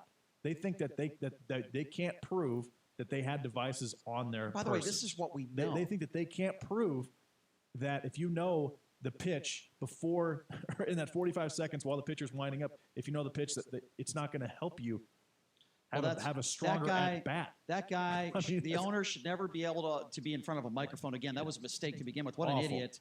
These players are embarrassing. They're all embarrassing the way they've handled this situation. Oops, I'm sorry is not good enough. It is a joke the way Major League Baseball has handled this. It is a joke the way the Houston organization has handled this. It is despicable. Yeah, and obviously, Rob Manfred, it's not a piece of metal. They work very, very hard for these trophies. Very, very hard for these World Series trophies. And I think Rob Manfred has no business being a commissioner. He needs to be gone as well. I don't think Altuve will ever win an MVP ever again. No. And I hope they don't make the World Series. I hope they don't make the playoffs. They just won 11-1 yesterday in spring training. So I don't want to see him. I don't want to hear from him. But, it's interesting. Now, my opinion is every single person that was responsible for this should have been suspended 1 year. And then on a probationary period, and if they ever get caught doing anything again, whether it's steroids or any type of cheating, they're done for the rest of their career. So that's what I think should have happened. But I kind of like Bob Bertoni's idea where they should, cut all their home games in half and make them play on the road all year. Right, which would cost the owner money. Right, that's what that's all about. Because that's what we want. Why not just force? Because the franchise has increased in value by about 200% in the last 3 years. Why not force Jim Crane to sell the franchise at the 2016 valuation before all this cheating took place? Well, listen, I agree with you. That's what I would recommend. Listen, I agree with you 100%, but we all know that's not going to happen. The way Major League Baseball's handled this is a joke, just like the way they handled it. You know why people are not on steroids now? Although there are still some cheaters out there. You know why? It's got nothing to do with the commissioner. What was it, Bud Selig back then? Yeah, It Bud had nothing to do with Bud Selig. You know what it had to do with? Jose Canseco writing a book. That's what a joke Major League Baseball is. If Jose Canseco doesn't write that book, Juiced, guess what? Half the league is probably still juicing. Oh, yeah. It took a book by Jose Canseco to police Major League Baseball. And the guys that are juicing now are going down very, very quickly. But it's interesting. I hear people say that, well, if the Astros make the World Series, everybody's going to watch because they hate them so much. That's not the case. This isn't the Patriots where you had to watch Tom Brady, where you had to watch the Golden State Warriors because they killed everybody during the regular season and they were arrogant and they were cocky. This isn't that. People literally just are disappointed in the Houston Astros. They don't want to see them. If the Astros make the World Series, mark my words, it will be the lowest rated World Series in the history of professional sports. By the way, what sane parent would have a problem with this Little League director banning the Astros name? What parent would have the ignorance to contact the director and say, my family's a big Astros fan. I don't agree with what you're doing or whatever. What moron would do that? Are there really dumb parents out there that are actually, it's amazing to me. What type of example do you want your kids? You want your kids to look up to a cheater? Look up to an organization that cheats? Is that what you want? This guy is doing the right thing. We'll take a few quick phone calls on this, try to squeeze a few in at 702-257-5396. Again, that number is 257-5396. Let's go to Emmett. Emmett, you are first up on the Vegas Take. What's going on? Hey, what's up, Emmett? Hey, just enjoying the beautiful day. So I'm not an Astros fan. I'm not really too passionate about any one team in Major League, but I played baseball my whole life. This is shocking what happened. So my question, I don't have a comment. I have a question. If you guys can help me understand, how come there's no talk about legal implications? We're talking about playing away games. No, Emmett, there is. Someone going to see jail time? Emmett, this is fraud. First of all, Emmett, I agree with you. And number two, we had an attorney on last week The attorney is representing a pitcher. Mike Bolsinger. Mike Bolsinger is his name. He got lit up in an inning against the Astros when they were cheating. Here's how bad he got lit up. He had 29 pitches in 1/3 of an inning. He got 1 out. He gave up 4 runs, 4 walks, 3 hits. So he got lit up. And then they cut him. Then he lost. He lost So his job. Emmett, He was already a journeyman, so it affected his long-term earning potential as a professional baseball player. You get that. So Emmett, we had his attorney on the show. They are filing a lawsuit against the Houston Astros organization. I think if he wins, Emmett, you make a good point. There's going to be more lawsuits. I think this organization can be sued. So, yes, I think there are legal ramifications. Do I think somebody's going to go to jail? Probably not, Emmett. No jail but time. I think there's going to be financially, I think you could see other lawsuits.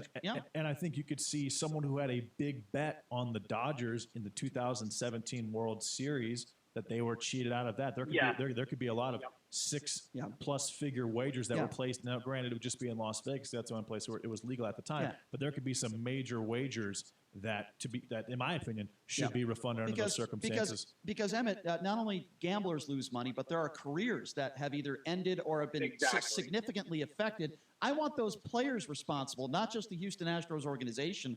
Not just ownership. I think some of those players should be sued as well. If I could just add too, who I really feel bad for, who we're not talking a lot about, is the staff for the Astros, who are clueless to what's going on by their team, but think of their reputation. Oh yeah, just put this on their resume. Yeah, just their association. If you're in advertising for the Astros, you got a hard job next season. Well, there's no question. Well, and what about the sponsors of the Astros that are paying $10 to $20 million a year to sponsor this team? That makes them look pretty bad too, because the Astros are profiting off that. The reason they spend that money is because they're so good. Well, maybe are they so good because they cheat? Or are they so good because they're so good? So you have that argument as well. Real quickly, I want to go to Bob. Bob, unfortunately, we're almost done here. We got about 30 seconds for you, Bob. What's on your mind? What's up, Bob? So what's up with Pete Rose? So he gets banned for life, and Houston Astros get a pass? It's a joke, Bob. It's a joke. I am on Pete Rose's side. I always have been. He never cheated. He gambled on his own games. He didn't intentionally lose. Bob, I am on Pete Rose's side 150%. It's a joke. Have a good day, brother. All right. Thanks, Bob. Thanks, Bob. Yeah, he makes a valid point. What about Pete Rose? Listen, I don't think Pete Rose is the nicest guy in the world. With that being said, he was a hell of a baseball player. There's a lot of really not nice guys who are Hall of Fame athletes, not just baseball players, basketball players. I mean, Michael Jordan, who we just talked about earlier, wasn't the nicest guy. The bottom line is, but he was an amazing basketball player. What Major League Baseball has done to Pete Rose, the way they've handled the steroid issue, and now the way they've handled this Houston Astros cheating scandal makes them look awful. They just look awful. They have a lot of work to do, and that's why I believe that it is in the best interest of Major League Baseball for the Los Angeles Dodgers to win the 2020 World Series, and I think they're going to win it. I hope you're right about that. We're going to take a 21-hour break. Tomorrow on the show, Pete Buttigieg, brother-in-law, will be joining us. He says that Mayor Pete is anti-God. That's going to be interesting. We'll talk all about that tomorrow, and of course the Democratic debate tonight. We'll get to all that tomorrow, folks. Have a great day. Sean Hannity next.